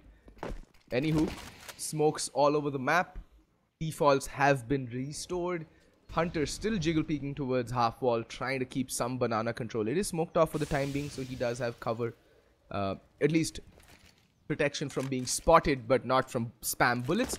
Although there's no one really honestly contesting banana slots, just chucks a flashbang, goes up. It is going to be an A hit, and I think Iyati needs to remember that they've not really had much luck over towards the A bomb side. It's primarily been their B hits that's been, that's given them any sort of results. Now Manan realizing that there's a gap in the smoke, he's gonna get taken down. The A defense, I may have spoken a bit too soon, the curse of the commentator there, but Ribby's gonna just chill towards Motorbox, gets one kill, spots out Veerbhadra, but he's gonna get mowed down by Ego. It's again come down to a 2v3. Pasha Sahil, the lone player holding Moto, needs to stay alive, allow for the rotation from Hunter to come in, and the help has arrived. Will we be seeing a save call going out? Yep, it is the call for save. Let's just take a look at the money to see what prompted this decision. And yes, it is the right decision. They're gonna get $1,900. So these two saved rifles, Ribby and Excali may be tempted to buy up into the next round, but let's see. They may just eco. They will be having a proper buy, like one. They should because they have a lot of rounds to work with, and being on the tier side is, I think, going to be a little more easier for Invictus, because the way Iyati has been playing on the CD side has not been very impressive. And did I just say CD side? Never mind. Well, but the way Iyati has been playing on the tier side, yeah, it's just me being half asleep. Well, credits to the exams, but apologize for the mistake. Yeah, so Iyati, the way they have been playing on the Cherry side isn't that great, and on the being on the CD side is going to require even more coordination and even more communication, right? And we've been seeing some huge communication gaps as well from Iyati, so their life is going to be very tough. But look at the CD side, no regards at all. They are going to buy it up. Ruby is going to have an op to work with, and Excali only a smoke and a decoy, so investing everything he had, and slow and just going in. The nade is going to do some amount of damage. Bullet is going to get taken down to 73 points of health. And well, the smokes as well coming in from the CD side, so the nade is probably gonna get thrown in towards mid, or maybe not. It's just gonna wait it out, and not quite sure why though, because sometimes I just don't understand the utility usage from the players. But in the meantime, Ribby is going to find the first flag. He's going to also find the C4, and Slowen is going to get taken down. Ribby, using his experience to the max and knowing where the players would be coming in from. Excali again sneaking in towards window. And can you find the flag though? Slots is going to pick the C4 up. He's going to be coming up as well, and Excali has heard him. Has to be patient. Does not want to get taken down. He's just going to peek out really meticulously. Look at that. Slots is going to go down as well, and so is Bullet. And Excali, with his amazingly high sensitivity, is going to do a quick 180, expecting someone to come in from behind. And Look at that movement from Pasha Sahil. He looked like Bugs Bunny on crack right there. Just the way he traversed half wall. It was really impressive to see, and his movement completely throws Veerbhadra off his aim, and it allows him to get the kill onto a retreating Veerbhadra as well. Hats off, Pasha. I think finally someone's learning from Excali, because back in the day it was just Excali who was doing those crazy mechanically gifted skill movements, and now it's good to see yet another youngster from Hyderabad come up and just show Excali that, mate, you're not the only one who can do them fancy jiggles and jumps. And I'm speechless. That was really good. But in the meantime, look at that push coming from the Cherry side. So ballsy. And Ribby's going to miss out on the shot. Quite uncharacteristic. Still going to connect the second one. Can get the third as well. Is going to peek out. Will get taken up. But and they'll find the flag onto Bullet in the meantime. Ribby falling back, surviving on 7 points of health. It is going to be Slots, Veerbhadra, and Slowen in a 3-4 situation. And Ribby almost being taken down. And quite a ballsy peek, and Slowen is going to find the headshot onto him. Excali coming to the bomb site. Is he going to get taken down by Slowen though? He's not going to spot him, and look at that though. Spotting the head, in the corner of his eye. Will still get taken down. It's going to be Pasha and Hunter in a retake, in a 2v3 retake. They have a smoke and a flashbang to work with. Hunter coming in from the apartment. Slowen is going to be watching the cross now. Hunter, can he pull this off? Can he recreate the magic? And Slowen is going to go down. Look at that retake coming from both the sides. And Pasha is still going to find the flag on the slot. Smoke. He's going to be coming out now. He knows where Veerbhadra is. And Veerbhadra is going to get taken on. Hunter has been playing like his 2017 self. And is bringing back the old memories. Isn't he, Fet? Oh yeah, Hunter. I already told you, right? This guy, he is an absolute god. Was an absolute god last year. So crucial for the wins that Entity, then Eternal, put on the cards. Is just it's just a treat to watch him perform at this level once again. I was missing this guy's gameplay and finally getting to see it because he was rather quiet towards the beginning of this season. Didn't have the explosive performances or the high impact plays that we've come to expect from him. But ladies and gentlemen, it is with pride and joy that I announce the return of the legendary Hunter. Wow, well, what a way to recall his performances from the last year. But man, look at that. He's going to be pushing in, going towards alt mid. He's going to fall back, smoke it off, and Bullet not taking any sort of damage. While Veerbhadra is going to get taken down to 32 points of health. And this is turning out to be quite a one-sided game. We didn't really expect this, but Hunter is going to find the frag onto Bullet. The smoke is going to get thrown out towards T-slope, and it's the CTs aren't even giving them a chance to try and get some sort of map control. They are going in, getting the map control, and they're like, you know what, mate, you don't want to come in. We're going to come out and kill you in your own base, and that is exactly what has been happening. The resmoke is going to be coming in again. Just the amount of aggression these guys have been showing, and Hunter, they're missing out on the shot because it was a decent peek coming from the terrace side. Flash again blinding him. But there's nothing that the terrace side can do except for Sloan and Ego, who have the weapons to work with, but they'd probably want to go in because this is the last round of the first half. And the Molotov is going to get thrown out, and this was on point. This was absolutely perfect. And Ribby is going to peek out. He is going to miss out. Oh, he's actually going to connect the no-scope. It's Kali getting the headshot on Sloan, and he's going to slots all around one tapping him and deleting him off the server. And it's just Invictus coming in onto the server, stamping their authority with a little bit of sass and telling these kids, you know what? This playground belongs to us, and even though you are in the Masters League, I don't think they are going to go very far if they keep on playing like this. Yeah, this is not really looking very good for Iyati, and the worst part is Iyati. Well, Badman left them for Too Easy Gaming, but when they had their old lineup, Iyati used to be the team that used to have the deepest runs in SEA tournaments.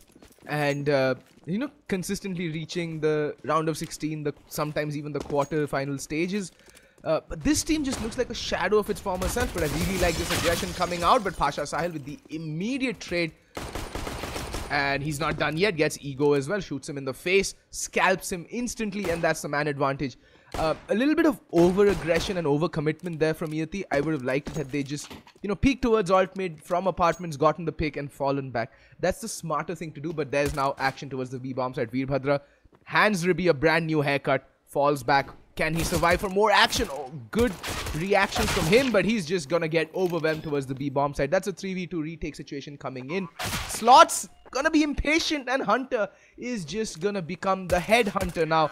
And he's just gonna continue on like a guillotine from the French Revolution era. Just chopping heads left, right and center. And with that, Invictus move on to 13 rounds. And Iyati lose the oh so important pistol round that, you know, any hopes of mounting a comeback hinged upon.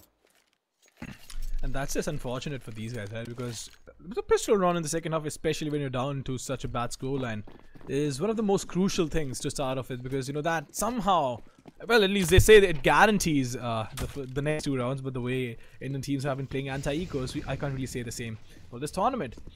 But again, you know, not having the additional cash to work with is also going to be a problem. So the cash crunch, if not the anti-eco, causing a problem for them.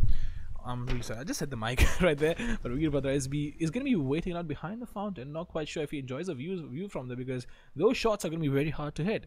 In the meantime, Sloan trying to go in for the happy deagle plays. He's going to be peeking around the corner and not connecting any shots except for the wall. It is going to be the Terry side trying to come in towards the B-bomb side. The smokes are going to come out. Flashes as well. Sloan is going to get blinded to eternity. The Molotov as well being thrown out, and they're going to force them out of every single corner. How is Veerbhadra not spotted right now? Hunter is going to find the frag on him. Sloan is going to fall back, taking some amount of damage through the smoke and trying to maybe connect a shot or two through the smoke. And how have these guys not noticed they have to aim lower? We've seen a lot of matches. Slots is going to get two frags. Hunter and Manan being taken down. Pasha is going to find the refrag on the slots. In the meantime, it is going to be Xiali just waiting out in a really awkward position. Bullet being spotted. Slow is going to be coming in from constructions. He's going to get taken down. Ruby is going to finish Bullet off with a Glock. And Ego with the season 5 fighting till his last breath is not going to be able to save the round for his team, and that is going to be the 14th round coming up for Invictus. Well, I mean, Invictus did lose their anti-force on their CT side, but They're not going to let that happen twice in one game. As they say, lightning never strikes twice in the same spot. Invictus are like, no, once is more than enough. We've got to pull up our socks, tighten our belts, and just go for the jugular. They don't want to give any quarters. They have a lot to prove ever since... Oh, wow. Wow. Okay, Hunter. Good display of how not to nade banana. As I say that, Excali, he's just holding W. Just mowing down everybody that comes into his crosshairs. Excali, the one-man wrecking ball. And, well, I think that's the 15th round. That's the, that's 15 rounds on the board for Invictus. I do not think Slots is going to be able to mount this comeback or this retake against 5 players with just a P250. Yeah, he's dead. It's not going to happen. There is no chance in hell that could have happened. But yeah, it is going to be the map and the match point. And it's only 7:31. The studio segment is going to be really long. And Adi is going to... I don't know if he's going to have a ball or he's just going to be very upset at the fact that this match ended this way, because I'm not quite sure how he's going to analyze this, because there's literally nothing to analyze except for it to be brutalized. So I'm gonna bid him good luck, and hopefully he'll put on a show for us. But in the meantime, getting back to the game, 3 from Masters and 2 M4s to work with, not a lot of resources either, not a single kit. So, well, Pasha is going to be leading the op now. This is quite surprising. He's still going to connect the shot ball and is getting it taken down. How is this even happening? Or more like, why is this even happening? No team should ever be brutalized like this. And it's going to be Pasha again going in for the entry frag. Watching the CT cross, is going to get up on the sandbags and still holding that CT angle out. It is going to get smoked off, but it's going to be a little too deep. The CTs can actually peek around the corner, and it looks like a B hit fit. Yeah, it is looking like it is shaping up to be a B hit. Veerbhadra and Slowen, they're holding slightly offish angles, not Veerbhadra, Slowen at least. The 4v5, there's no need to commit just as of yet. Hunter, I think he spots out Veerbhadra. And Slowen will get the opening pick. Good night, Hunter.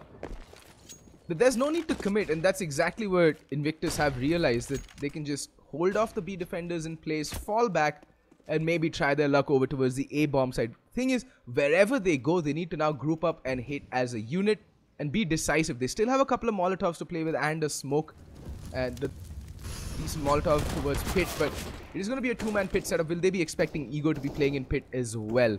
That is the question. Not every day do you see a 2-man pit setup, and it is going to get checked, and Ego is going to get put 6 feet under. He has ceased to be. He is as dead as they come. Slowen will join him very shortly, and Veerbhadra along with him as well. And with that, Invictus, what a decisive game. A stamp of authority put Invictus have put on the Inferno, and it's 16-3, and that is as one-sided a game as you're ever going to see. Well, Mamba, any closing words from you for this? I would just like to wish disgusting good display luck. of power. I'd just like to wish good luck to Adi, and I hope the players, at least the viewers, enjoyed the match, because I mean, even though it was a bit to one side, but these guys did show us some good counter-attack Invictus for a few rounds, and there were a few flashes of brilliance coming from Iyati as well, but not much to say about the matchups. Yeah, it was a pleasure casting for you guys, and in the meantime, we are going to throw it back to the studio where Adi and Vageesh will break it down for us.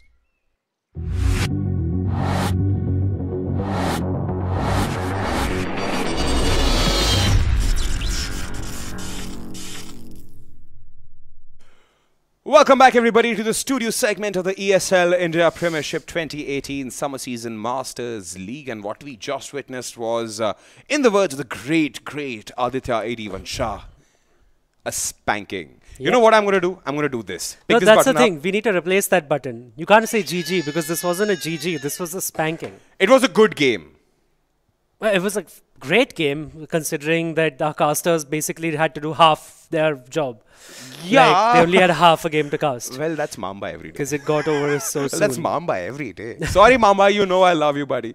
But, well, this game of Invictus versus Iyati definitely, without any doubt, goes into Invictus's favor. Yeah, then obviously I do disagree with what Mamba had to say. There was a lot to analyze in this game as well, because Invictus, again, this is one of those games where this was like brutality versus war, basically. Like the other team didn't show us anything, so they never had to push. They never pushed Invictus to the brink. We never needed to see anything special from Invictus, but of course Invictus had the basics of the game down, right? But other than that, Iyati had no set execute. They always brute forced into B or brute forced into A. They never really did a set smoke strat, or like their there was no Molotovs set were not well effort. placed. Yeah, and of course I saw a lot of glaring errors as well by especially Ribby, which is surprising because he is the most experienced player on the that grand team. old man of Indian CSGO, man. Come actually, on, Manan not might be a expected. little more experienced than him if I got my dates jumbled up, but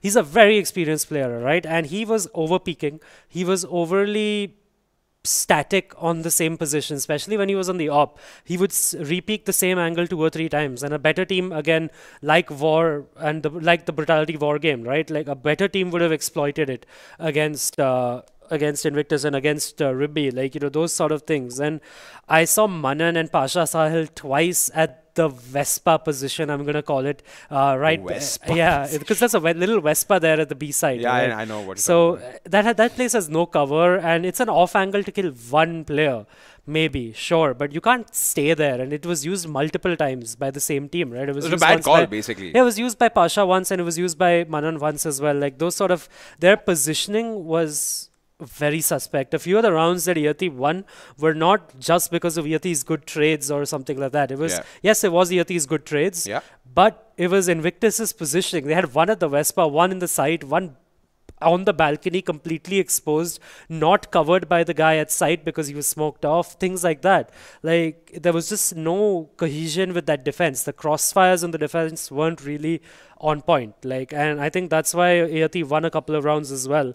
And Hunter obviously has started playing really crazy as well. That 2v1 retake, and also another retake, the 2v3 retake with Pasha Sahil as well, where Hunter got the first frag, and then Pasha Sahil and Hunter managed to trade their way into that retake as well. So that's a good thing to see, Hunter coming back to his best, right? Coming back to his flair, like him pulling rounds out of his ass, so to speak. And of course, Ribby had his good moments as well. He had a couple of double picks with the op, went aggressive, sort of JW and sort of Hunter style actually. Went aggressive and did a really good job with that. And even Excali had a late aggro, which was good. It completely caught Iyati off guard. So I think there were, of course, a lot of things that that Invictus was doing right. But again, I don't think we saw enough from Iyati. And also, one thing I do want to say, Mamba did bring up the fact that it seemed like Invictus was showing disrespect to Iyati. It's not really the case. I don't think they were really trying to show disrespect. It is a way of playing as well. You can show disrespect to your opponents, by the way, by just, rushing everything and killing everyone everywhere. No, right? But I don't think it was necessarily disrespecting. I think it was a part of their plan where Inferno is such a map where you don't give them any leeway, right? You push them straight into T-spawn.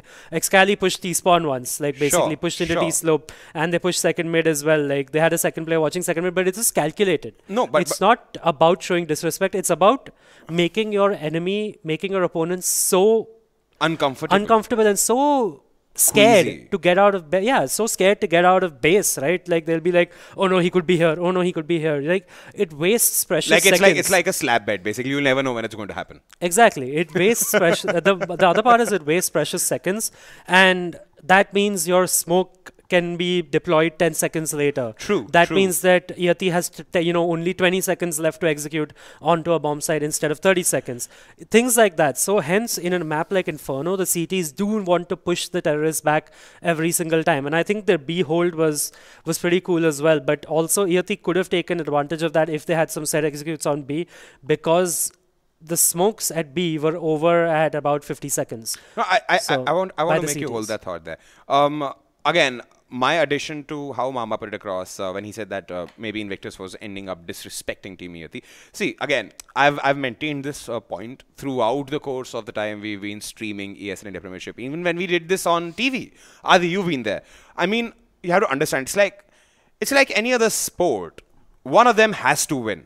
The other one has to lose. They have not come here for a barat.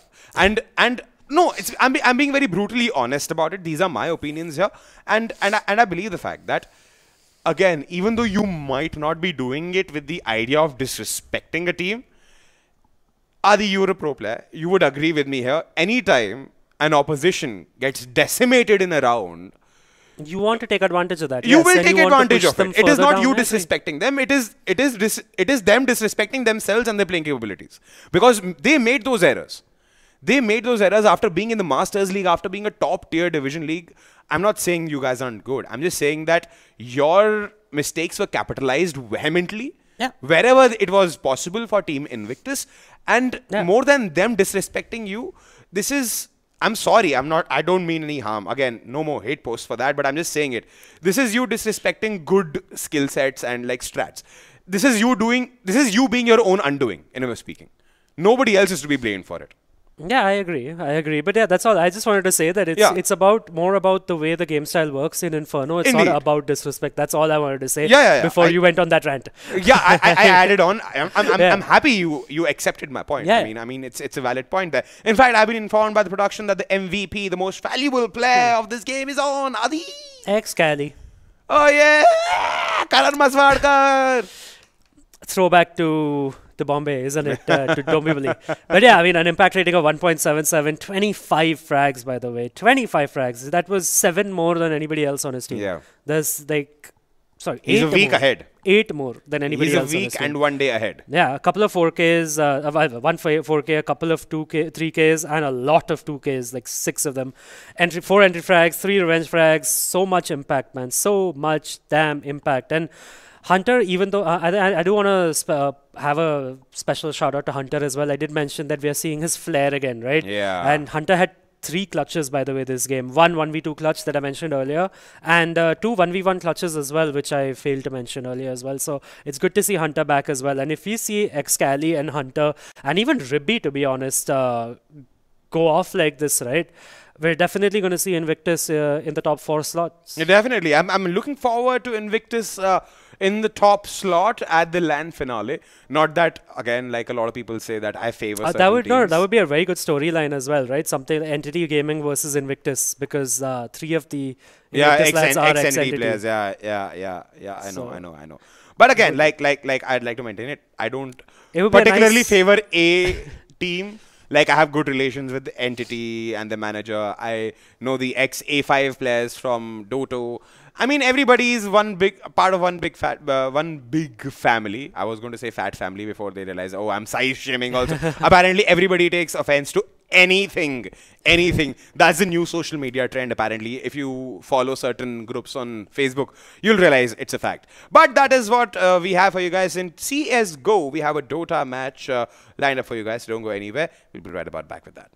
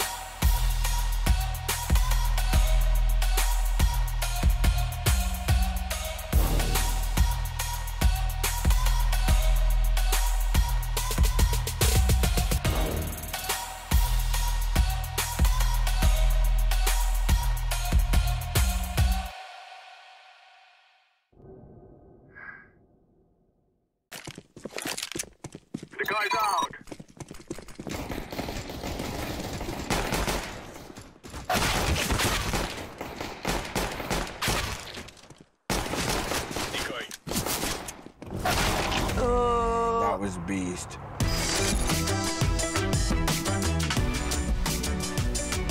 Game, record, and stream without compromise on Intel Core i7.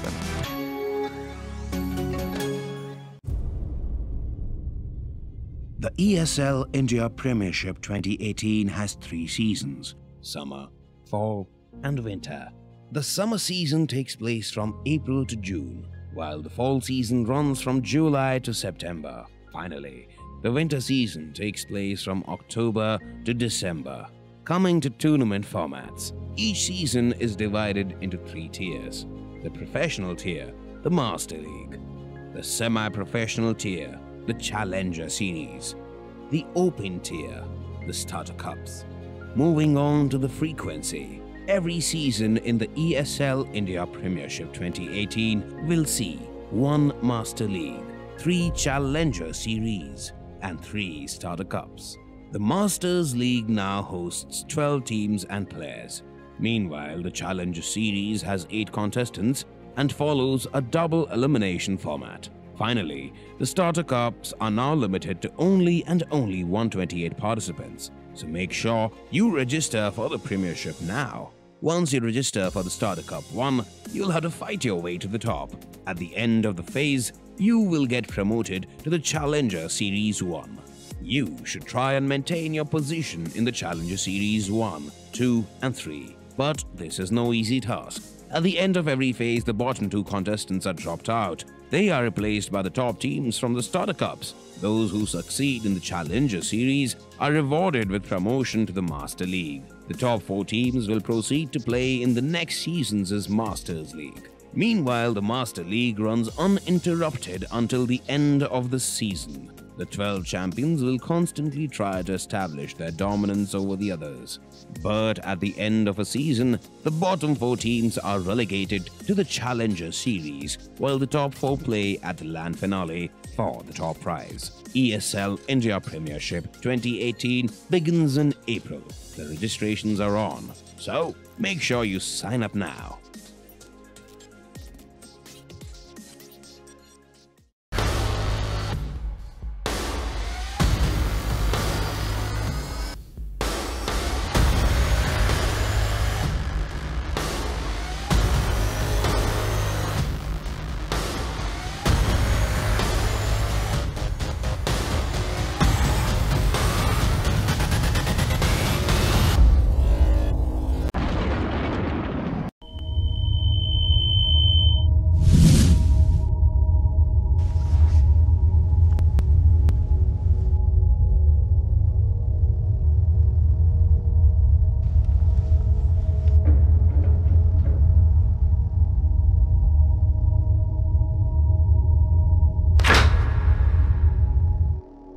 Turn around 3 times.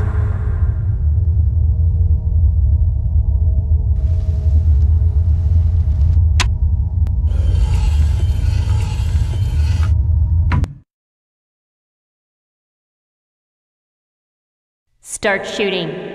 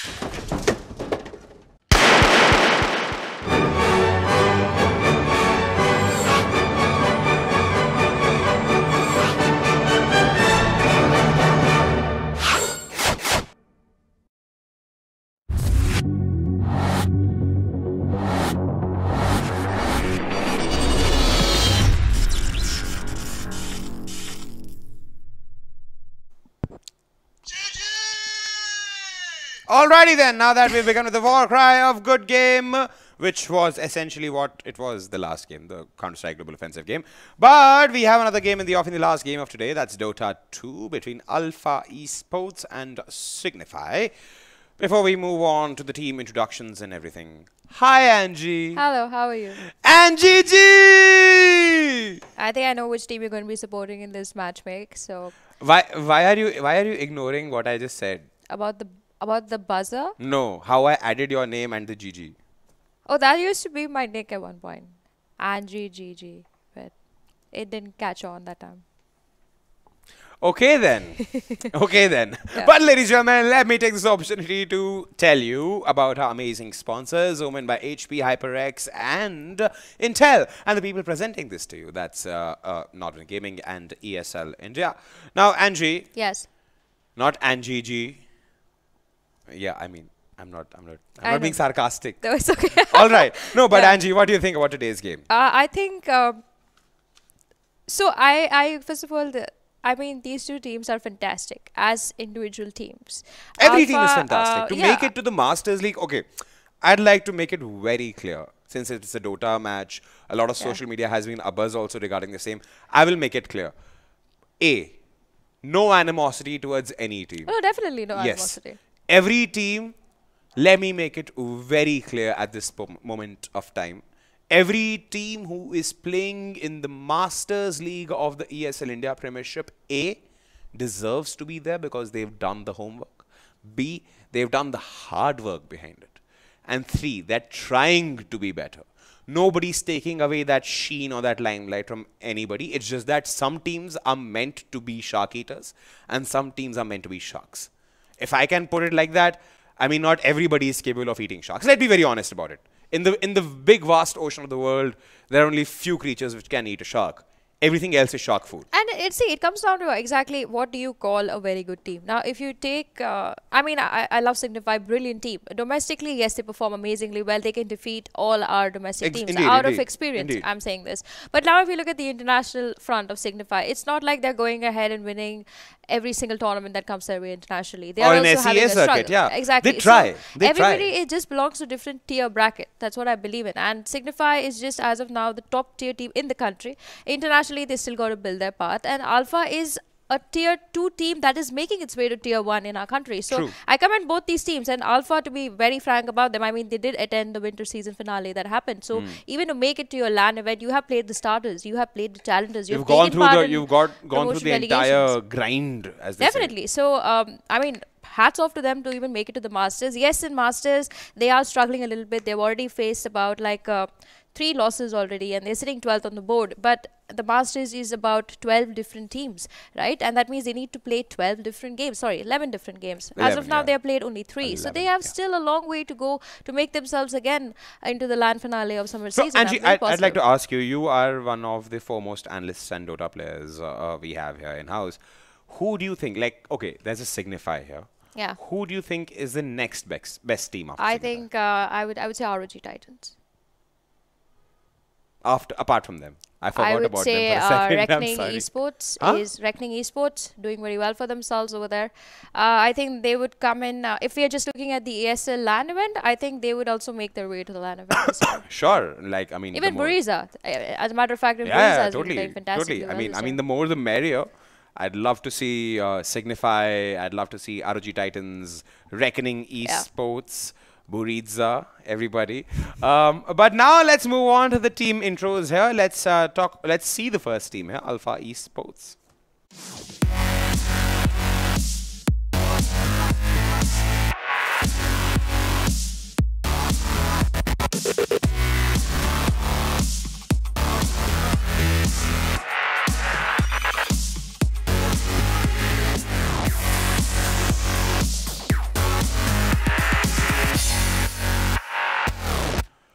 Alrighty then, that's team Alpha Esports there. Yeah. Pretty much Alpha for topping the Challenger League and making it to the Masters League this season. So, shout out for that, buddies. Shout out for that. And I think they're sitting a little low on the board because it's Delhi and it's very hot. So, you know, even the temperature's getting Yeah, and plus Delhi has a very nasty habit of like electricity cuts. Yeah. I suffer every day. It's just that I'm thankful that I take shelter in this amazing place called Northern Gaming, where they're like, hey, you like gaming?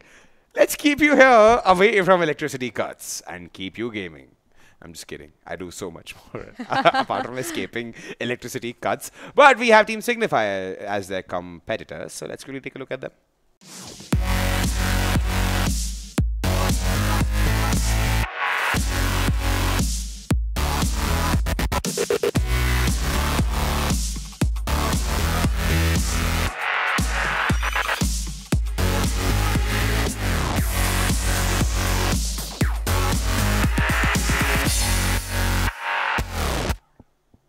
All right then. In case you're wondering what happens when we see the team intros, usually Angie and me we discuss about the players. So this time we were discussing how Swifty and No Chance would have definitely managed to how would I say, go to the same optical shop, and you know what, Swifty, I like this frame. Swifty's like, you know what, No Chance, I like this frame. Let's buy it. Take my money. Take my money. Boot camp when you are not playing, you guys shop together, right? So yeah, it's a possibility. Anyway, talking about Signify in general, they are as of now sitting on top of the leaderboard. They have about 4 victories to themselves already and doing pretty fine. They are, of course, our winter season finale winners. Very known team in the country. They're led by No Chance, who is also their support player. I think as of now he plays 5th role for them. And I think support players are the best captains in most teams because they kind of understand the whole synergy of all the 5 players. No, it surely does. In fact, one of the best correlations I can make here, I'm pretty sure a lot of people will, like, you know, how would I say, give me shade for it, but you have to understand. Are you interested in football, Angie? A little bit. Do you know about the German national football team? No. Right? So, there was a time when the German national team had a very crazy player who was also the goalkeeper of the team called Oliver Kahn. K-A-H, not Khan. All Kahn. right. And one of the best goalkeepers which the world of football could acquire. And he was also the captain of the team. And it was so much more better because he used to call out the plays standing from the goal. He could see the entire field, you know. True. And I still till date, I have a poster of him back home where I think it was Argentina versus Germany. And it's like down to penalties. The World Cup is at stake. And all Oliver Kahn does is like stand there, like, come at me, bro. Nothing's going to go past. Germany lost that game. But it signifies so much. It signifies so much the zeal you have for the sport you love. And I've been informed the draft is live by the production and 2 bans already done. Dark Willow, Tusk on the part of Alpha. Good ban, Dark Willow, because Signify has a very nasty habit of using Dark Willow. They love both of those heroes. Yeah. And even Tusk, I forgot about the Tusk. And Nyx Assassin and Omni Knight and Pandaren Brewmaster getting banned by Signify. I'm really expecting to see a Venomancer in this game because I've come to know that Alpha loves Venomancer. Yes, they do. And I love that hero. I think Alpha loves to play, or maybe just in the ESL India Premiership in general, they have always picked up heroes which are very push prominent. So they want to pick up heroes like Shadow Shaman, Venomancer, Lycan, anything that can push. I'm hoping that they also play the Kunkka. They like to play the Kunkka quite a bit. But most of all, I think they shouldn't go with something that they've already tried, because they're comfortable with those heroes. They don't want to experiment because, like I said, Signify is a much stronger team. Not to take anything away from Alpha, but again, you need to play your cards close to your chest, the cards you're comfortable with. You never know when the cards you're comfortable with, maybe the ace in the hole. True. And Signify, of course, even if Alpha doesn't take this game, they are going to be learning a lot just playing this game in specific. And with that, I also want to see what they're opting to go. Are they going to go with the 5v5 push lineup? Are they going to try and maybe taking down Signify one after the other? But that's too risky because you're investing too much and your later game outcome can be really bad. So if Alpha wants to really push this game to a limit where, they'll be like, we have this chance of taking it, they should go with their 5v5 strategy like you spoke about. And they're opting to go for the Disruptor as their first pick. They like to play the Juggernaut quite a bit. They also like the Lycan. They could take an early Rosh, but Signify's draft without no bans on the Tiny, I could see Tiny coming in by Blizzard. He's a little scary on that card. I'm pretty sure I'll see a Tiny in this game. I have those. You've seen the new Infinity War trailer where Tom Holland gets like the spider sense and the goosebumps thing happen. I'm getting those. The camera can't zoom in, but like, yeah. Oh my God, we're all gonna die. Oh my God, we're all gonna die. Okay, shout out for that amazing movie which is going to hit the theaters soon. Can't wait. Oh, the Mad Titan. But right now we have Dota 2. to suffice with, and we have okay then. That's a lovely pickup coming in there from Alpha. Makes me think, Wonderful. are they going to go for a wombo combo kind of build here? Yeah. Giving away a Magnus, but a little too early for my understanding. I mean, this kind of shows where you're kind of showcasing your lineup at. If that's going to be a mid Magnus, they are looking for a complete AoE, and I'm going to give props to Signify picking up that Witch Doctor, one of my favorite heroes. But it's a little risky. I mean, are you going to opt to go for a complete AoE, giving away the Magnus too much at this point? This also shows what Alpha is planning on doing in the upcoming next 3 pickups. They could also opt to go for a split push over here, maybe pick up the Terrorblade to make sure that even if their 4 combo doesn't work, they also have a split pusher to do damage control for themselves. True. They could opt to go for something like that, but for now they're going to take some time with that 4th ban. They got to be very careful what they give Signify over here, because this is completely a make or die situation. Every single pick you make in this game by Alpha Esports, you got to make sure that you're ready to not see another one that could destroy you against True, you. true. I totally 100% agree with you here, Angie. In fact, some very interesting heroes. I haven't seen much of Magnus of late. He's not been picked up at all. I mean, this is the first time they have picked up the Magnus. Maybe he's not part of the new meta. Wow, I was going to say they're going to ban out the Monkey King, but already got banned. You just saw it. No, but I knew they would ban the Monkey King. Blizzard is fantastic on the Monkey King. You put him in there with a Witch Doctor. He's going to make sure that, first of all, your offlaner doesn't get levels, which is your first problem. Secondly, he's going to get that Battle Fury so quickly that within 15 minutes, he'll be sitting at your tier 3. All right, ladies and gentlemen, and that's how we teach Dota to new people joining us on the stream. Just push Angie over the edge slightly, and she'll give you the exact reasons why something has happened. And we see a Viper ban coming in from Signify.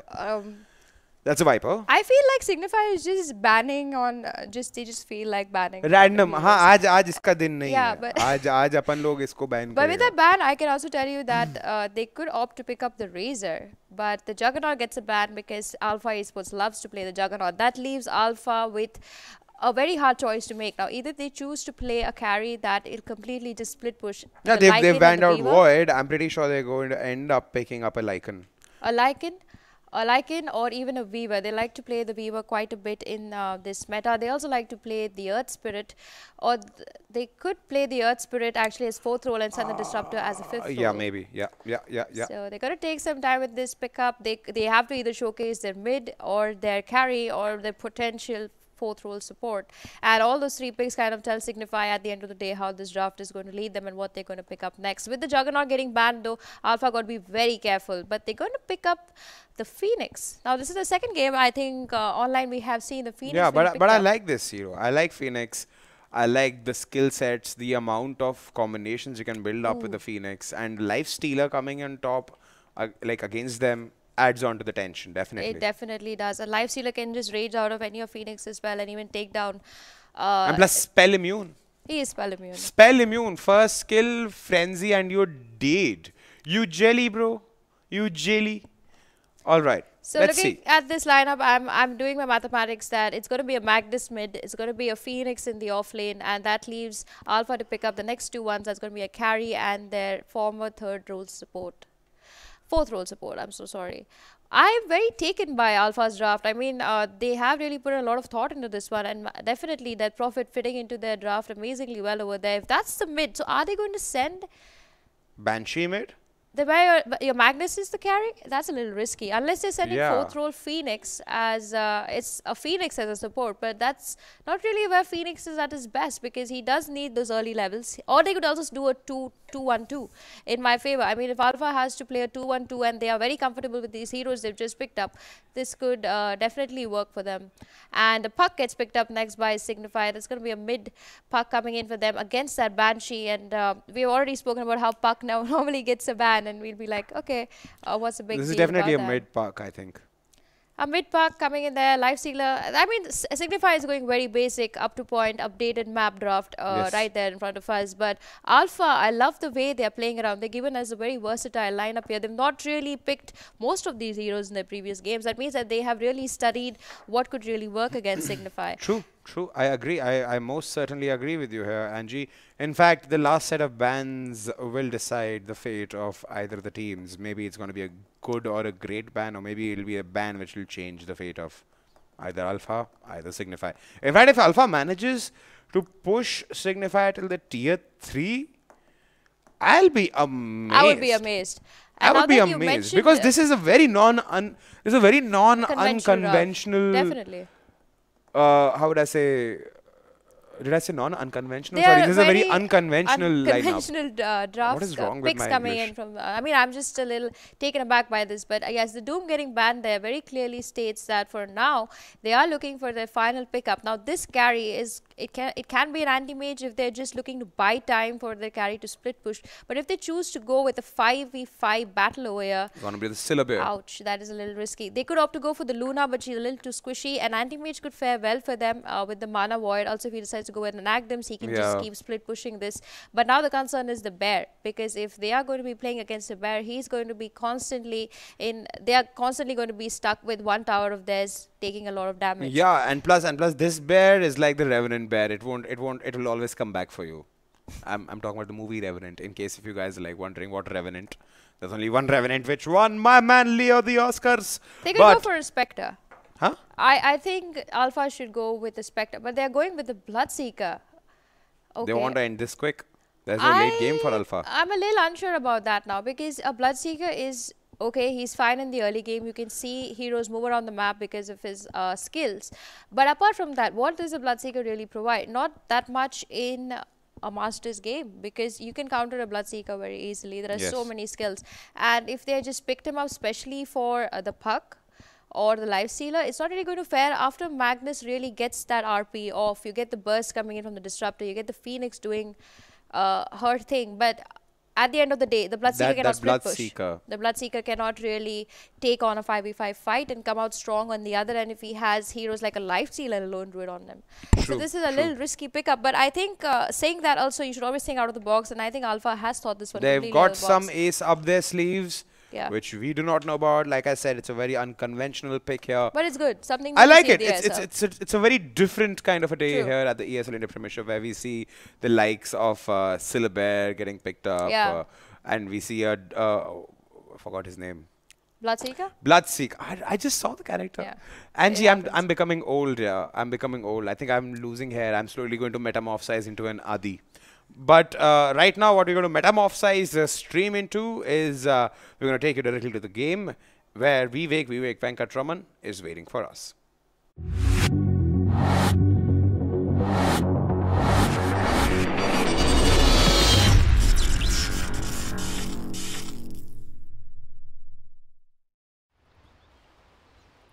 Hello folks, and welcome back to the ESL India Premiership. You're watching day 14 of the summer season, phase 1, and Signify. Let's see if they can keep the winning streak going here. They've been looking strong, but I think the problem is when you're the top dog in a tournament. What the hell? Oh, okay. Sorry about this, production. I'm gonna have to reconnect to the game. For some reason, I don't have control over the camera. So I'm quickly just restarting my Dota and reconnecting to the game. But yeah, Signify, they're the top dogs of the tournament. They've been beating most of the teams so far, and I think that's actually going to work against them. I remember Beyond Infinity when they were ruling the Indian scene and when they were ruling the Asian scene. It just means that you're being studied that much more. And I think more and more teams will start looking at Signify's games closely. And I expect them to start running into issues here. We might see an upset to start off with. Alpha, they've got a very unconventional draft.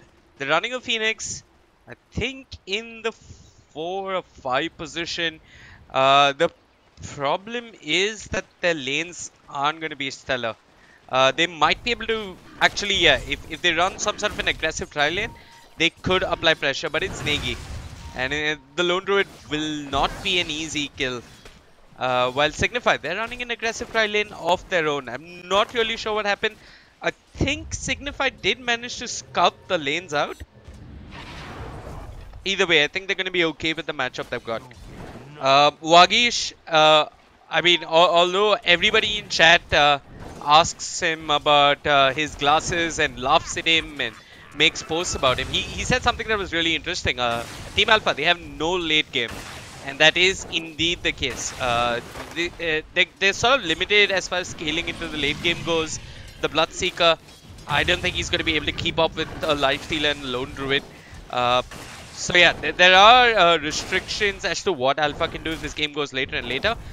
But they've got a lot of team fight. And that's one thing working in their favor. At mid, Crowley just goes in with the Burrow Strike. Tiltman, he's going to turn with the Split Siphon. Another interesting change is that Crowley's playing the 4 position. It's no chance on the 5 position Witch Doctor. Crowley is the new in-game leader, so to speak, for Signify. And he was in the past playing the 5 position. Now he switched over to the 4 position. Down bottom, Disruptor. He's got to be a bit careful. Drops the kinetic field. He's going to keep his distance on the bear. But yeah, Alpha keeping the pressure going on this Signify safe lane. So yeah, the Alpha draft, it's got a lot of team fight, right? You think about it, there's a Supernova. A bunch of heroes clump up around that Supernova just to deal with the egg in. That could be set up for an RP, that could be set up for a Static Storm. So Signify have got to be extremely cautious as to how they approach this team fight. The problem is all the follow-up damage after that RP is magical. It's actually, wait, scratch that. The Death Prophet will be doing physical damage even after the RP if she's got the Exorcism. The Bloodseeker, depending on his build, will be able to output a fair amount of physical damage. I wonder if he's looking at a Radiance or if he's going to try and itemize a bit differently here. We're also seeing Signify try something that we haven't seen of them before. And Crowley up top, dropping really low. The fire splits are there. He is sticking down. 22 HP. It's a tango. Another fire spirit. Crowley somehow barely ends up surviving. But they do have vision from the Bloodseeker. The Death Prophet though. It's no way she pushes that deep through a lane. But yeah, lot of team fight coming out from Alpha. It remains to be seen whether they can execute this. For now, the good news, and this is probably what you want to do when you face off versus a big name like Signify, is at least draw even in your lanes. And so far, Alpha, they're not really losing any of their lanes. The only problem is that the Magnus, he isn't getting as much farm as say the Lone Druid. But once he picks up something like a bottle, maybe a Soul Ring, maybe those Arcane Boots, he's going to keep spamming his wave and get enough gold for that Blink Dagger if need be. Crowley, level 1 Burst Strike, trying to get as active as possible. They got the cask, it does bounce around, but the kinetic field is there. Crowley, 3 seconds until he has another Burst Strike, but he isn't going to chase. He's only level 2, so he can't tank the tower too much just yet. No chance. Floating with Blizzard there. Yeah, we've got another Blizzard in the game. Not to be confused with the one that's playing Lifestealer. And I'm not really sure how I keep that distinction going, but we'll find out. The Phoenix has been rather effective early on, applying pressure across the map. But speaking of pressure across the map, Crowley moves mid, wants to try and bring down Tiltman, but Tiltman just holds his ground. Has the Spirit Siphons going, but Tiltman is dropping really low, and Swifty with that one last auto attack gets the kill. Tiltman just overstaying his welcome there in the mid lane. And now Swifty with the call, trying to punish this Magnus. The Skewer on cooldown. Crowley walks up, gets the Burrow Strike, and Swifty with the orb gets himself a double. Huh. Okay, so I said Alpha aren't losing the lanes, and I might be wrong as all 3 cores end up falling within the span of 5 minutes here.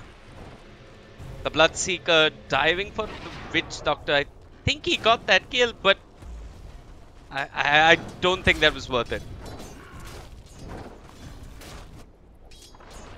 Either way, it's not too much of a loss to recover from. They just gotta get the levels. The Phoenix, he's level 3, keeping up with the Witch Doctor. It's also a bit of a surprise that the Death Prophet is playing the mid lane without any vision.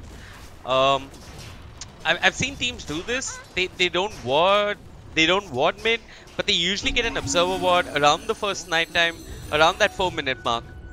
That's when folks are more likely to make a rotation. Either way, Tiltman just playing blind in the mid lane, and Blizzard trying to get that ward down. Negi going for the Midas. I thought he might look for something a little more early game centric, maybe something like a Helm of the Dominator. But up top, the early game not going so well for Asbanka. He's got the infused raindrops for the physical damage from Blizzard. Will do a fair amount of work onto him. Danny on that Magnus rotating, and there's the disruptor. He's got the kinetic field. Blizzard caught inside of it. He ends up falling. Crowley gets glimpsed an inch, but he's okay. He's got a mango if he needs it for that power strike. But at mid, the Death Prophet did end up falling. I'm going to keep my eyes peeled for top where Crowley is being chased. They've got the Sunray, the Shockwave. Absolutely off the mark, but nonetheless, the Magnus gets the kill. And Alpha, they're finding these small trades as and when they can. But look at this. The left bottom wide open. Negi, he's still got that siege creep. If he had a Helm of the Dominator, he'd probably be working with another siege creep. And Swifty solo killing the Death Prophet. Up top, they've got the Disruptor. Nice two-man power strike coming up from Crowley, and they're trying to bring down the Magnus. He's got the skewer. Signify can't really punish him for the time being. Alpha, they were running some sort of a tri-lane.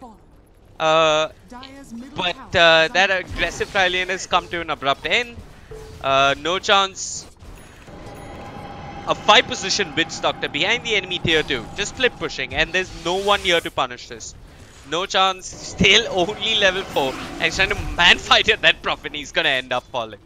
Not really sure what the plan was. No chance, just getting a little greedy there. Wanted the EX speed. Thought that Alpha pretty much just abandoned the top lane, which they have. But they're struggling elsewhere. Blood Ride on the floor. Crowley trying to sidestep it. Will manage to stay out of that Blood Ride. But the Icarus Dive will bring him down. Asbankai being healed up by that Sunray. Lisa doing a fair amount of work, and there's no chance.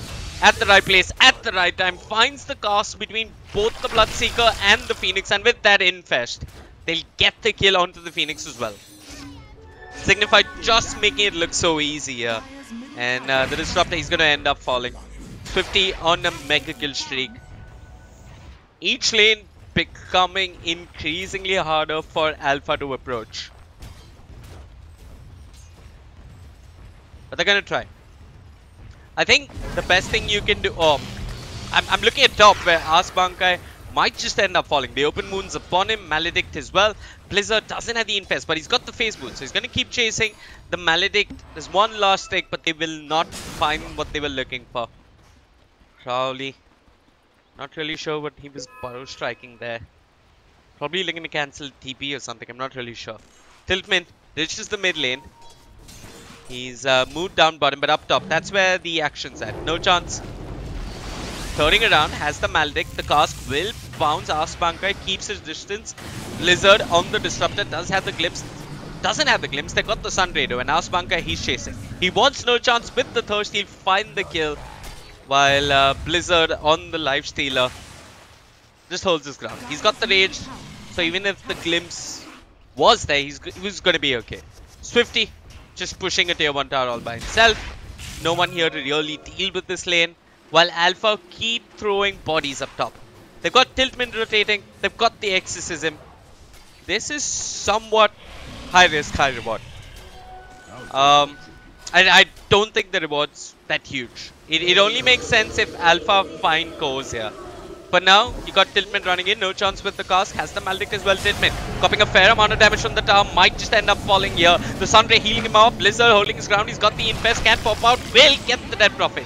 Swifty glimpses back, but he's done his work. He's dropped the coil, and he hopes forward to find the Phoenix. Swifty, turning things around, finds himself a double, as Asbankai ends up falling as well. And now we got Blizzard chasing Blizzard, no chance. Getting the kill for himself with that Death Ward. And clearly, the risk, it hasn't paid off for Alpha. I'm pretty certain they're probably going to go into some sort of a turtle mode. Just find some sort of a recovery. And you don't get to see this too often in Dota, that a team needs to recover 10 minutes in. But that's exactly what Alpha needs to do. They've got to find farm on their cores. They need that Blink Dagger on the Magnus. Tiltman certainly needs his Yule Scepter. Might even look at something like a BKB straight after that. And I think the best thing that Alpha can do is get some vision, keep finding pickoffs, because Signify aren't farming. There's always one folk off farming by himself, and while Signify taking Yatas, at least find some sort of a response across the map, because if your response is going into the jungle and farming a medium camp, you are not going to catch up. There's not a chance in hell you catch up or claw your way back into this game. Alpha, they've got to start finding kills. Dire's top tower is under attack. Dire's top tower has fallen. I mean, Signify, they're going to keep grouping up, pushing for structures. You're either going to fight with a disadvantage, or you should be trading. You should be finding pickoffs on the other side of the map. You should be finding structures on the other side of the map. Right now, Alpha aren't finding too much. Radiant's middle tower is under attack. Down bottom, Tiltman will manage to TP out of the coil, but up top, Crowley finds the disruptor. Blizzard just running down Asbanka. The Stack Storm is there. They've got the RP. They are controlling Blizzard, but where's the damage? Blizzard will manage to get away, infest into the Witch Doctor, who's channeling a good, healthy death ward here, but it isn't enough. Crowley also throwing out an epicenter somewhere. I'm not really sure what he did with that one, but here comes the Phoenix. Swoops forward, and with the shockwave, they find no chance. Blizzard pops the rage, looks to run, is armlet toggling, but here comes the Bloodseeker. He's got the thirst movement speed. Crowley lands a nice 3-man burrow strike, but he's probably gonna end up falling. Crowley, run down by the Magnus, will fall, while Tiltman did end up finding a kill onto the enemy lifesteal, and he's chasing the puck as well. Good fight for Alpha. But, yeah, they've got a lone druid to worry about. Signify not even fighting with their lone druid.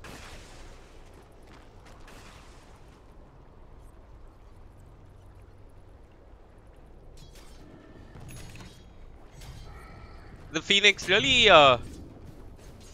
proving to be the huge difference maker for Alpha in these team fights.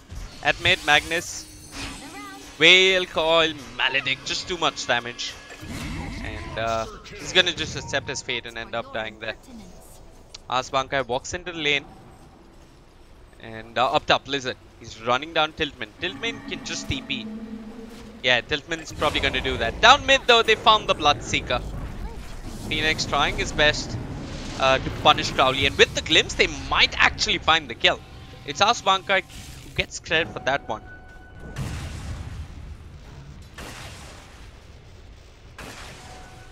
I think this is the first rupture of the game coming up from Asbankai, and they find something.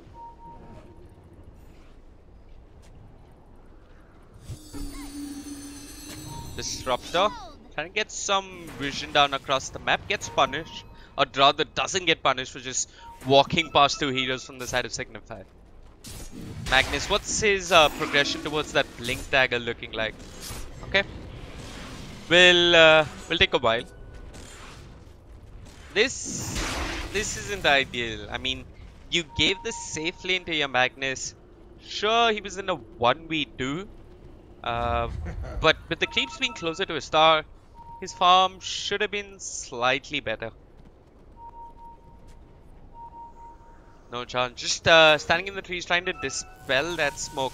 Not sure if they got him out. Blizzard throwing out the kinetic field towards the north. Doesn't really find no chance in. No chance in Swifty. They're just chilling at mid. This observer bot though, it's giving vision of Swifty. The problem is, you really have no way of locking him down without the blink on the Magnus or without a good static storm. Blizzard looking for the glimpse, has the vision, pulls back Swifty, but it isn't ideal. There's no chance in the trees. The coil committed, doesn't really connect on A1. The Supernova coming out from the Phoenix, but no chance in Swifty. Try to deal with the Supernova, and they'll get the Phoenix. Blizzard drops the static storm. It clips a bunch. There's the rupture coming up from Asbankai. They're trying to deal with Swifty. The Blood Ride is there. Swifty orbs forward. Doesn't orb forward. Just throws out the orb and holds his ground. He's got his team to back him up, and there's Negi. 15 minutes of free farm. This man, he's got a Midas and a Radiance in Swifty. Just taking Blizzard forward into battle. And he's going to end up bringing down the Disruptor.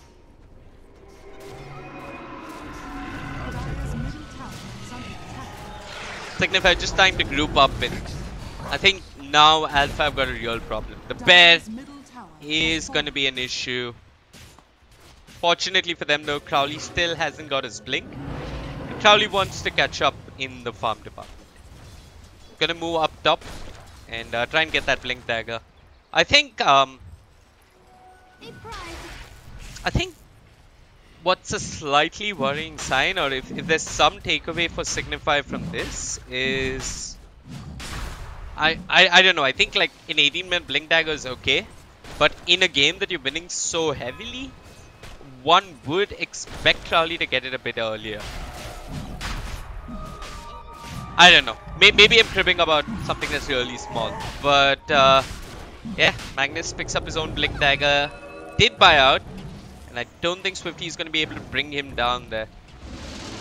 Swifty gets glimpsed back into the stack storm. The phase shift doesn't really... Wait, what? Did he orb away? Did he phase shift? And I don't know what Swifty did there. He didn't orb away.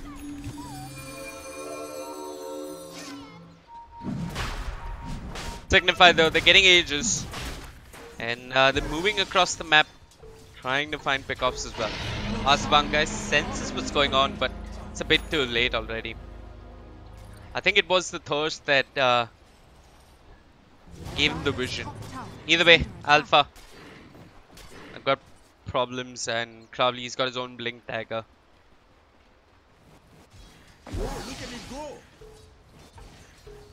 No chance. He's got 2 bracers as well. He's queued up the Axe Scepter. This man likes his items.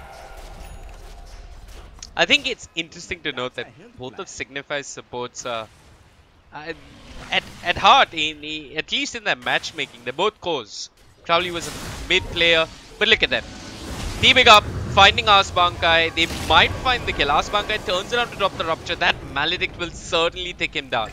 No chance, just holds his ground, and even with the rupture, they have nothing to punish a Witch Doctor. I somewhat understand where Alpha are coming from. They're like, guys, let's just sit at a high ground and try and find a good RP. But it's Swifty who gets the fight started, has the coil in the orb, and with the Waning Rift, finds the kill onto the Disruptor, while Blizzard finds the kill onto the Phoenix. Signify marching up into the enemy high ground. Crowley looking for that one glorious epicenter. Tiltman, he's going to be so cautious here. Steps a bit too far forward. There could be a burst strike and all that burst damage coming up from the spark. But Signify, they're being extremely cautious. Danny looking for the skewer, doesn't get too much done. There's Crowley with the epicenter, does find the Magnus. Magnus ends up falling. Stackstorm on the ground, not getting too much on Blizzard. Glimpse, but he's got the rage. Turns towards Tiltman, but the Supernova is there. Quick fear, sending back the Bloodseeker, who does get rooted as well. Signify, not too bothered at all by the Supernova.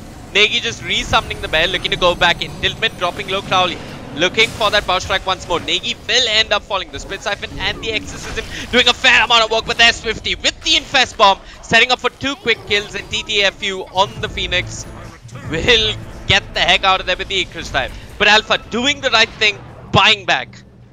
With the Lone Druid down, they could actually punish Signify. All their cooldowns aren't in their favor. They don't have the coil, they don't have the epi. But Alpha still struggling to deal with one puck. As Swifty joins away, the RP not coming through. He did cancel it, and Blizzard just standing in the blood right, man fighting. Willing to give up his life because he's got the ages. Signify ready for round 2. 2-man power strike, Waning Rift and Orb. They'll burst down the Death Prophet. Blizzard chasing his own namesake. Badly wants that Disruptor and will end up finding him. Signify is too goddamn strong, and Blizzard goes AFK, ends up dying. There's the RP coming out from Dammy, and Swifty will fall as well. That's 710 gold split by 3 players here. That is a lot of money. But is it enough for Alpha to really find a way back into this game?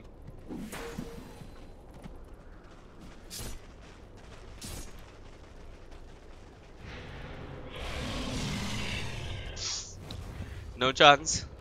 Doing his Dota 2 quest of the day, and his Dota Plus quest of the day, and that's getting accepted by 25 minutes.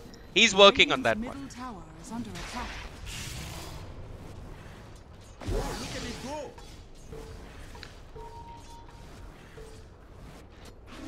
But yeah, Alpha, I want to see them group up once more. This is when they should pop a smoke and go find the pickoff. Before Signify groups up once more and starts pushing Patas. This is also Signify without the Aegis. They haven't got the RP, but they've still got the Static Storm, and if nothing else, there's a control coming out from the Rupture. If they bump into one hero with the Bloodseeker, they should be able to bring him down. The problem is it's also risky, right? Because they haven't taken a single tier 1 tower. So even if anyone from the side of Signify is being gone upon, they've all got towers and shrines to TP onto. Swifty senses that the Magnus was lurking in the trees. Doesn't quite find him though. Alpha, they have smoked up. But look at this. Signify starting to group up as well. Good scan coming up from Alpha. Did clip some of Signify's members, but Signify, they're the ones on the hunt. In Alpha, they pop a smoke only to disengage and stand on the low ground.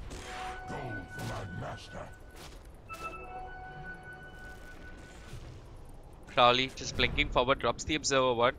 Wants the vision going when he does push high ground with his team next. And yeah, Alpha, they're going to get the D1. No chance, edging closer and closer to his Dota Plus quest of the day. Negi nearly has an AC complete. And there's Swifty with the Infest Bomb.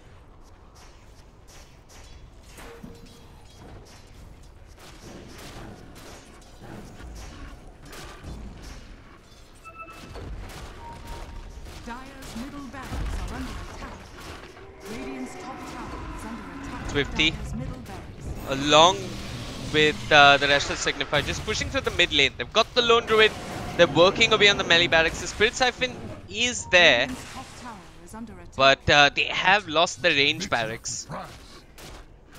Signify, well, they're being patient about this. They want to catch Alpha Esports off guard. Crowley actually committing bar strike, but at mid, Blizzard, he's already found the enemy 1 position. That's the Bloodseeker down for 44 seconds. And there he is, chasing the Disruptor.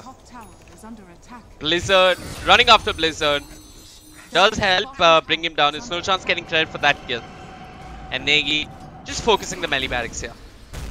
Quick epicenter coming out from Crowley. Goes in, catches Tiltman with the power strike. But that's a Dead Prophet and she won't go down anytime soon. Swifty commits the op. Dead Prophet with the Yules, buying time for herself. Has the Split Siphon, wants to heal back up. TTFU just commits the Supernova. And without any real follow-up lockdown, Signify can just disengage and run away from the egg. Supernova committed. Nothing much accomplished. And I think Tiltman, yeah, that's the Exorcism committed as well. I think one of the big problems of playing Dead Prophet or Deadblade is if your opponents are pushing into you and you commit Metamorphosis or Exorcism and they just disengage, it's a sorry sight to see. And this is usually seen in lineups which lack lockdown. Crowley going in, finds the Disruptor, but Swifty wants the Phoenix. They're trying to bring down the Phoenix and they'll get that kill. Blizzard on the Disruptor will fall as well. Does throw out a glimpse before he dies, but Crowley just holding his ground in that Rupture, in that Blood Rite. Tagged by the Rupture, will be okay. Crowley's also got the Tranquil Boots. No chance, can heal him up if need be. Yeah, he's going to do just that. Blizzard moves forward. Quick open moves onto the Death Prophet. The Power Strike is there, but she's got a Yule Scepter. So Tiltman, I mean, she's keeping herself alive, but Alpha, they're failing to take care of their melee barracks. And it's dropped down to 300 HP. Still waiting for their RP, and I don't think it's going to come through. The Magnus, it's now or never. His 4-staff coming on cooldown, that's what he's probably waiting for. They got the glimpse, Crowley goes in with the Power Strike, and there's no chance. With this Dota Plus quest, nearly finding a double kill. Does bring down the Disruptor, while Swifty, he's going to take care of the Dead Prophet. Aspankai surges forward, has that extra thirst damage, but he's going to end up falling as well. Even Crowley doesn't end up going down. And Signify making this look way too easy. Magnus still holding on to that RP though, and one RP could be all that Alpha need to win the team fight. Negi, what's he built into? I think he's got the AC flying out to him. Yeah, he's got his completed AC. Crowley's got a Yule Scepter as well. Dire's top tower has fallen. Crowley's got to be careful. He could end up falling. Yeah, he's gonna die. This Phoenix putting in some work, but Crowley did buy out his Yule Scepter. What are we looking at? Quick skewer. They've got no chance. No chance has got to be careful, but elsewhere it's Blizzard that ends up falling. The Lifestealer getting a double and no chance with the Rupture upon him. Drops the cast, tries to run the Supernova. Stunning a bunch, but where's the fall of damage? They're trying to deal with the Witch Doctor. No chance. Force stuffed out of there. Still dropping really low. Will not end up falling as it's the Bloodseeker falls in there. Swifty. Two-man coil catches the Magnus and the Phoenix. And the Phoenix, without the Supernova, is nothing but food. As Blizzard gets himself an ultra kill in Signify. Looking for a second lane of barracks here. There's Dammy going for that RP. He wants Swifty if nothing else, and Swifty gets pushed back into the enemy fountain. Wait, is he gonna get out of this? Yeah, Swifty actually ends up surviving. Jesus. And that's where Alpha recognized that it's all gotten a little out of control. They tap out, the GG well played comes through, and Alpha, they put up a fight. Put up a good fight. They tried something different. It didn't work. But I'm sure the other teams in the Masters League, I'm sure they're watching this closely. There are chinks in Signify's armor, and I don't know, maybe they meet an opponent that does manage to find a way to exploit them. That's it, folks, as far as the Dota 2 broadcast is concerned. My name is Vivek. You can find me at facebook.com/VivekCasting. That's VWWAKE. Thank you so much for tuning in. Do hit the subscribe button. We've got Dota, CSGO, and Clash Royale throughout the week, throughout the month, in fact, so that you get a notification every time we go live. Do hit the bell button. But that's about it for now. I'm going to throw it over to the panelists, Angela and Vagish. Love to hear your take on this one.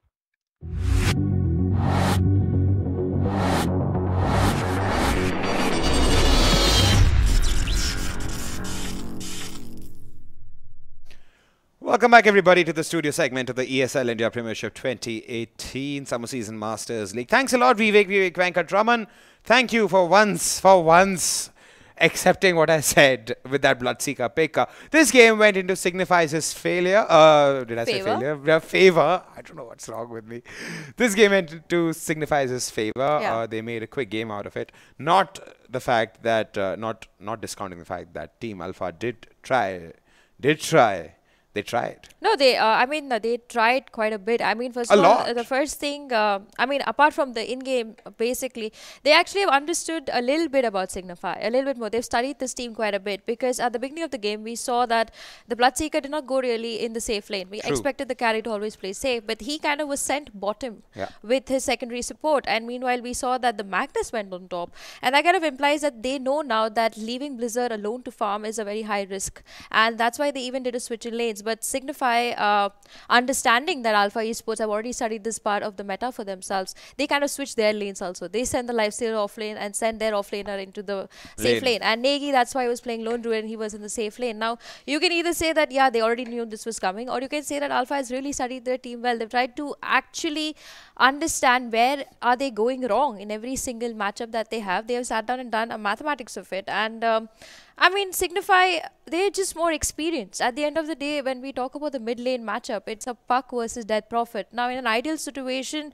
yes, even the Dead Prophet can win the lane. But when you have somebody who's just a little more better than you at understanding the lane better, you know, they will tend to be more overpowering. And that's why you saw, even though it was only 12 minutes in the game, Swifty already had a Blink Dagger, he had a Veil of Discord, and he was free flowing around the map. Now, that's because as an experienced player, he knew his spike point. And being a mid-puck, you got to start making those rotations as soon as you reach that mark where you're level 6, you've got your first item, you start ganking around the map. And that's what Signify did. So props to Alpha for at least trying and understanding their team. They are making that momentum going. And I think in the beginning of the game, in the first 10 minutes, Alpha was pretty much even with Signify. You can say that, yes, their heroes were such they could get that momentum.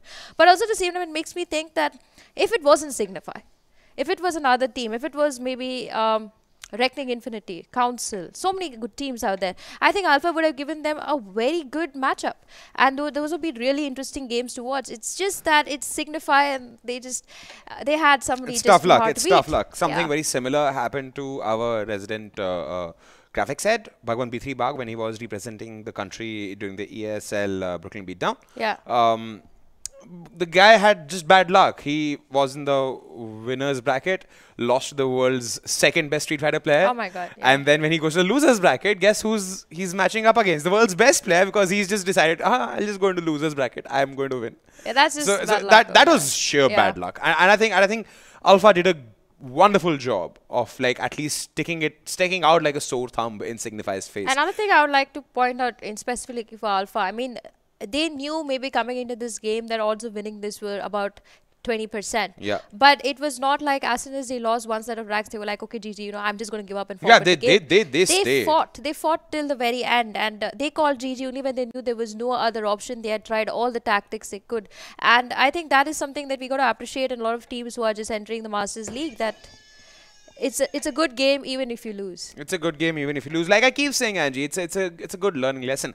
And also talking about the learning lesson, sorry to derail from this Dota game for a sec. I just realized Vivek Venkatraman pointed out to the fact when he was mentioning the fact when I had said during the introduction of the game that how the Bloodseeker pick definitely is an aim for a fast game rather than a late game. Yeah. He did mention that, a lot of people are talking about Vagish's sunglasses and why he's wearing them. In fact, I have also taken the opportunity to see the chats, and a lot of people just keep mentioning that, is there like sunlight in the studio? Why is he wearing like glasses indoors? So I'm going to do this once, and I won't do this the second time. I wear shades, not because I'm trying to look cool. I have a problem in my right eye, and I cannot take in light. So irrespective of whatever fun gets made out of it, I thought I'd rather address it in good humor. Not that I'm chiding or reprimanding any of you guys. I love you guys as the viewers of the ESL India Premiership, but it's not a fun sight to see somebody blind in one eye. That's what it is about. That's why I choose to wear shades, and that's why people should not point fingers at other people. Now, since I've made that very evidently clear in the most fashionable way possible. Aha. All right then, huge shout out to Team Signify for being exemplary at what they do. And well, this sums up today's ESL India Premiership. We'll be back again tomorrow with, how would I say, excellent, beyond excellent games. That is CR, Clash Royale, Counter-Strike Global Offensive, and Dota 2. And all of this brought to you by Omen, by HP, HyperX, and Intel, and presented to you by Northern Gaming and ESL. Tomorrow, for a change, you will not get bored by me. I am going for the said problem to get it rectified. Hopefully it does. Angie, I hopefully can see from both eyes now soon. You will. Positivity. Wow. That was some love, dude. What is You wrong will with positivity. everybody? But what is right is the fact that we're going to be coming back again tomorrow, and that's a promise we intend to keep. I'm your host, Wagish Godslebhan. And I'm Zara Atula Gonzalez. And we'll see you again tomorrow.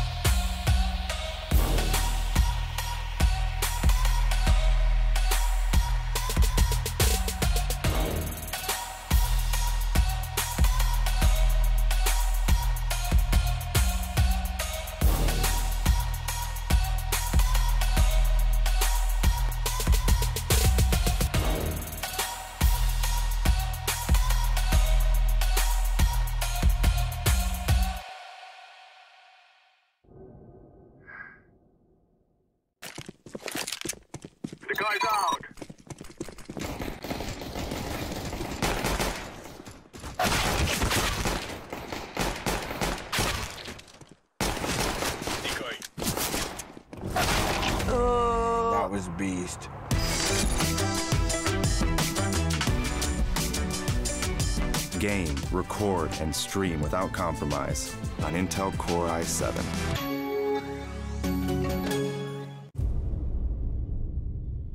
The ESL India Premiership 2018 has 3 seasons: summer, fall, and winter. The summer season takes place from April to June, while the fall season runs from July to September. Finally, the winter season takes place from October to December. Coming to tournament formats, each season is divided into 3 tiers: the professional tier, the Master League; the semi-professional tier, the Challenger Series; the Open tier, the Starter Cups. Moving on to the frequency, every season in the ESL India Premiership 2018 will see 1 Master League, 3 Challenger Series, and 3 Starter Cups. The Masters League now hosts 12 teams and players. Meanwhile, the Challenger Series has 8 contestants and follows a double elimination format. Finally, the Starter Cups are now limited to only 128 participants, so make sure you register for the Premiership now. Once you register for the Starter Cup 1, you'll have to fight your way to the top. At the end of the phase, you will get promoted to the Challenger Series 1. You should try and maintain your position in the Challenger Series 1, 2, and 3. But this is no easy task. At the end of every phase, the bottom 2 contestants are dropped out. They are replaced by the top teams from the Starter Cups. Those who succeed in the Challenger Series are rewarded with promotion to the Master League. The top 4 teams will proceed to play in the next season's Masters League. Meanwhile, the Master League runs uninterrupted until the end of the season. The 12 champions will constantly try to establish their dominance over the others. But at the end of a season, the bottom 4 teams are relegated to the Challenger Series, while the top 4 play at the land finale for the top prize. ESL India Premiership 2018 begins in April. The registrations are on, so make sure you sign up now.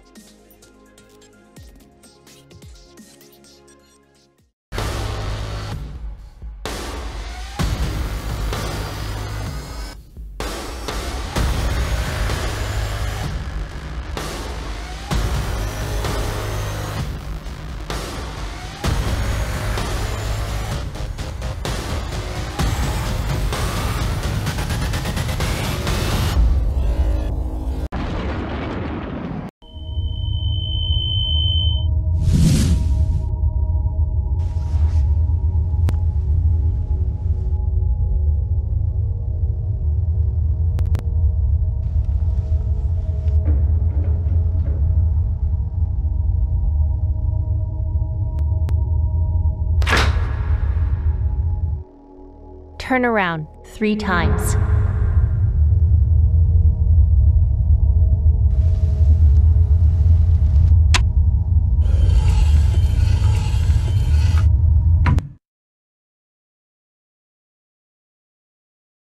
Start shooting.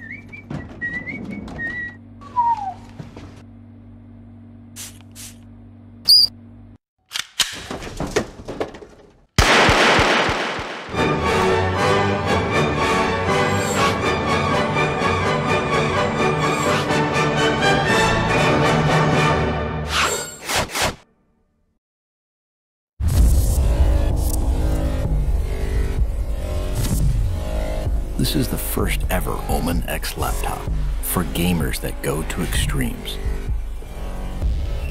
Gear up with the machine designed for total domination and engineered for gaming in stunning 4K. Equipped with the latest Intel Core processors, it gives you the power to be relentless.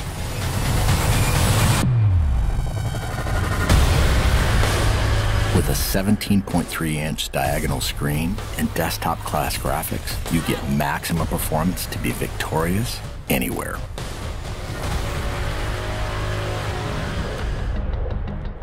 With multiple fans and large exhaust vents, heat is transferred away from critical components for dynamic overclocking. Ramp up boot times, game loading, and overall system responsiveness with optional RAID 0 SSD configurability. An RGB LED backlit mechanical keyboard lets you program each individually lit key to create customized key maps that switch seamlessly between games. With 2.5mm travel and in-key rollover, you can take out your competition with more accuracy and precision. Designed for extreme immersion, DTS Headphone X technology comes built in for surround sound experience that puts you right in the middle of the action. With the addition of a VR headset, gamers can step inside a completely immersive world for an elevated gaming experience. Single panel access to key components makes serviceability and upgrading easy, so you won't be sidelined or held back on your road to supremacy. It has a brushed aluminum finish on an armor-like chassis. A jet fighter-like construction with hidden lift hinges ensures you're always at the ready. And with striking lighting effects and see-through window to components, others will know too. Unleash your fiercest gameplay anywhere with the extreme performance of the new Omen X laptop.